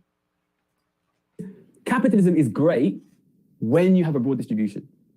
And even then, it's not necessarily great, right? If you look at, for example, the US is capitalism is great when you have a broad distribution. And even then, it's not necessarily great, right? If you look at right, so you can't. Right, you can't have a broad distribution for the reason that I just explained. Exploitation is inherent to capitalism. Right, workers are always paid only a fraction of the value that they create, and the rest of that value goes to the capitalist as surplus, which they'll use to continue paying the workers' wages, continue paying for raw materials, the means of production, and the maintenance of their machines, their fixed capital, but also to expand production, right? And also they'll hoard some of that money away in bank accounts. They accumulate, right? So there's no way to fix this problem of distribution without doing something about the exploitation inherent in production, the sphere of production, where the workers are ripped off, which ultimately allows the capitalists to accumulate. And everywhere where the capitalists accumulate wealth, poverty accumulates among the masses. For example, the US is a very capitalistic economy for a long period of time, right? And it had a lot of resources, so it did provide a great standard of living for a lot of people. Not if you're black, right? So if there's True. groups of people that don't have any wealth, then they will not get well served under capitalism. And then if you make it really unequal, then that could be 95% of people that don't get served under capitalism. That was largely because black people were excluded from class struggle, though, which again stems from the relations of production. You have the workers, the toiling masses who struggle against the capitalists, and they're able to get concessions. They're able to get things that capitalism or that make capitalism appear as more equal. Now, those can be rolled back, as we've seen in the US via the last 40 years of neoliberalism. But the main reason that black people were left out of this prosperous time in America, where there really was a middle class, or you could even call it a labor aristocracy, I guess, where workers or families were able to live off one worker's income and, have a house and the white picket fence and a car and all that, was because workers got organized after the Great Depression and World War II, and they fought for that. Right? They organized into unions right after World War II. There were more wildcat strikes than any other time in America's history because workers wanted to keep the gains that they had gotten during World War II. So these forms of class struggle incentivized politicians like FDR to give all these economic benefits to the workers that made capitalism appear as more equal. Again, the relations of production weren't changed. The ruling class remained in power and continued to accumulate. So eventually those were rolled back. But the reason that black people didn't have the same standard of living in the U.S. Was because of all sorts of factors related to systemic racism, but mostly that they were excluded from the class struggle. A lot of unions wouldn't allow black people in them at the time. And there were even like racist segments of like communist parties in the U.S., which is really sad. But yes. You see what I'm saying? So capitalism works philosophically, theoretically, when everybody has money, when everybody has wealth. But we're moving towards a situation. That is why capitalism works relatively well in Western Europe and did for the last 70 years, because lots of people have wealth. So capitalism is democracy, but one. Capitalism ain't working in Europe anymore. Look at France right now. People are out in the streets. People are storming BlackRock. People can't afford to heat their homes. Even in these places where they have social welfare states and social safety nets, capitalism isn't working anymore. One vote. You see what I'm saying? So if everybody has equal amount of money, then everybody will get a decent amount of what they want. But once you move towards extreme inequality, then capitalism will only serve the rich. Of course it will. Why would capitalism give you anything if you have nothing to offer for it? It's about freedom of trade. And if these people have all the power, then they will get all the stuff. And what you start to see is capitalism is so dynamic, it creates the physical infrastructure to perfectly mirror the distribution of wealth, because capitalism serves the people with wealth. So if you have a broad wealth-holding society, then capitalism will produce lots of middle-class housing and middle-class cars and middle-class appliances and middle-class services and middle-class theaters and middle-class cinemas, right? But if you have an economy where all of the wealth is with the very rich, then capitalism will give you extreme luxury and poverty. It will give you an extremely wealthy town center surrounded by impoverished slums, which is what the case in Mumbai, which is the case in Johannesburg, is the case in Sao Paulo, is the case in every unequal country in the world, and is becoming the case. That's a good point. And it kind of reflects like financialization. As wealth is concentrated at the top in America, who are you going to sell stuff to? A lot of time, the poor in this country, the working people in this country, 70% of them are living paycheck to paycheck. So they've got less wealth to buy back the products that they create for capital. Yeah. Noah just called me like 15 times, so I'm going to... Sorry, I just muted myself. So I'm going to text Noah back while we continue listening to this. Here in London as well, right? So the way I see capitalism, sorry, repeat my mind, the way I see capitalism is it produces good outcomes when everybody has wealth. When you are in a very unequal society, it generally produces terrible outcomes. So you need... Capitalism will always create inequality because it's a system based on exploitation, because of the relations of production, which lead to accumulation. I think I've explained that pretty thoroughly at this point. To protect the wealth distribution. You need to protect the wealth distribution. And the problem you have is that capitalism tends to destroy the wealth distribution. So I'm not saying I'm anti-capitalist. To me, I think you bring me a car and the car's not working. I'm not saying I'm anti-capitalist. Listen, the system doesn't work. It always results in huge amounts of wealth inequality and people starving to death. But I'm not an anti-capitalist. That would be crazy. I think you might be an anti-capitalist, Gary. I think you just gotta not be afraid to say it. Not be afraid of the ruling class who's brainwashed you into thinking that this is the only system that works. Because the other thing about capitalism, the other thing capitalism does when wealth accumulates and concentrates at the top, it allows that ruling class, the capitalist class, to control the education system, to control the media, to control the government that we were talking about before, to, in many ways, not only control the production of physical goods, material goods, as well as services, but also control intellectual production. It allows them to control what we see, what we consume, the kind of information that we have available to us. So it brainwashes us into thinking that this is the only system that could ever work. So you can understand, a lot of the systemic problems with capitalism and then be like, well, I'm not an anti-capitalist, though.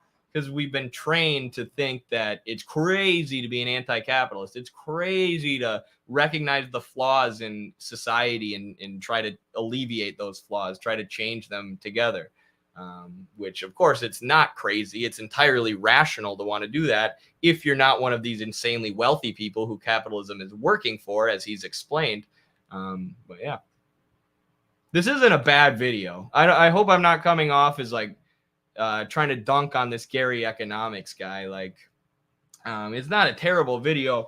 I'm just explaining the Marxist position, the Marxist scientific analysis of capitalism, that starts from the relations of production, starts from the sphere of production where things are produced, and then, uses, after a thorough analysis of that, moves on to accumulation, which leads to concentration and wealth inequality, which he's talking about.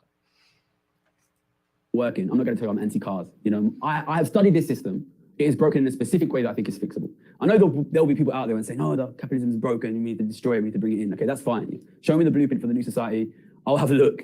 At the moment. So that's the thing about scientific socialism. It understands that any new society that we're going to bring about has to come about or has to be built from the existing society. So it's not, as he said, just wipe out capitalism and lay the blueprint for a new utopian society. And this is what Engels' book, Utopian and Scientific, is about. Saying, all right, let's look at capitalism and how can we transition into a society that's not broken, into a society that's run by the workers, and, ultimately a society that's not based on exploitation, a society where there's no owning class and no working class. But it's a process of transition. Right? The end goal of capitalism is to abolish class exploitation, to abolish class society. But you can't do that overnight, right? So like socialists and communists in America, yes, our long-term goal is to abolish class society. But like if socialists were to take power tomorrow, we would have a list of things that we would want to implement. Things like universal healthcare, which he mentioned, things like ending the war, investing in infrastructure, investing in new jobs, investing in retirement and people's pensions, social security, stuff like that.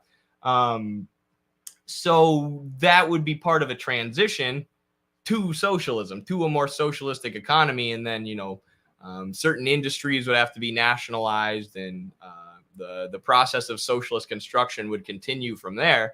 But you're taking the capitalist system and building alleviating its issues, getting rid of its problems, and then eventually trying to get transitioning to a society that abolishes the core problem, the problem at the center of capitalism, the relations of production between capitalist and wage labor, which leads to exploitation and accumulation.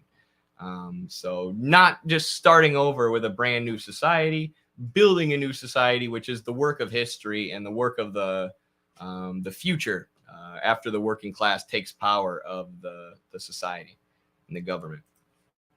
I don't want to prevent this disaster from happening. And it's the problem we have right now is, what is most frustrating is the problem is so fixable.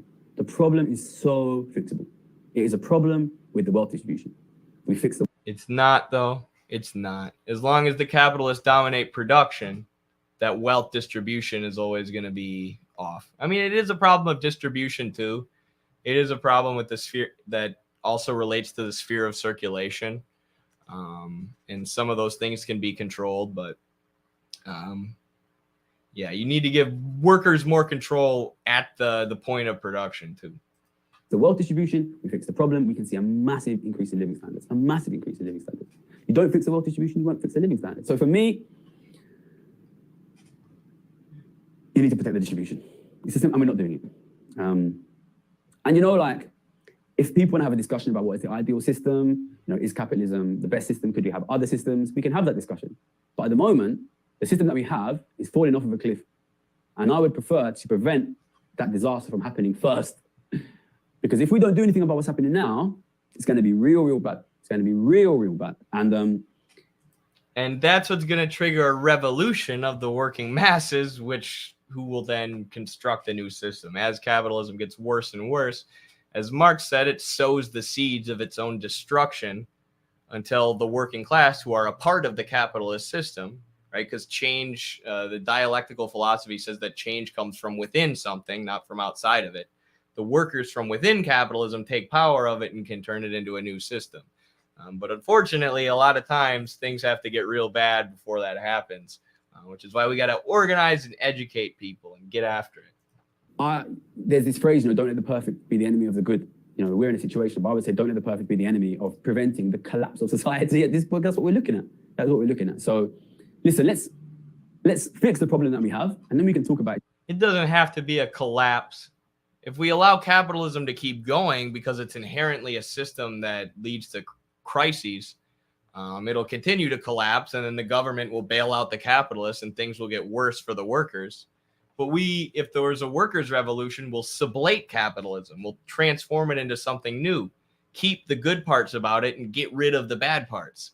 Sublation is the dialectical word for a transformation into something new based on contradictions, conflict within the thing. So based on that class struggle between workers and capitalists, the system can be sublated and transformed into something new. It doesn't have to be a collapse. Capitalism will continue to collapse on its own so long as it's allowed to keep going. Is there a better way to do this? Is there a better way to do this? But listen, I'm not a philosopher, you know. I just don't want things to be really, really shit, and they're going to be. Well, that's why we're here, Gary. That's why Midwestern Marx Institute is here. Because people like you don't want society to be really shitty, and we got the philosophy to help. We can stop them if we fix the distribution. Interesting stuff. I don't know if someone sent me that video. I want to say someone sent that in the Discord. But I thought it was very interesting. I had a feeling it would be something like that, where he boils the issues with capitalism down to a problem of distribution. And there are issues with the distribution of goods under capitalism, but they're all tied to issues at the point of production. So yeah, that was cool. I think I better hop off stream now and call Noah. I have practice in an hour, and Noah is doing his basics of Marxism class in an hour, so I want to be able to help him with whatever he needs. Hopefully I'll be able to see some of your faces and talk to you at Noah's Marxism class if I can get out of practice soon enough. If not, I hope you all enjoy it a ton. I hope you learn a lot. And yeah, I hope it's just a great experience for you. I'm really excited about it. Thanks for tuning into the stream. Thank you to all the moderators. Thank you to all the super chatters who gave super chats or super stickers today. Really appreciate y'all. You are what makes Midwestern Marx go, go, go. And of course, just the reality of living under capitalism.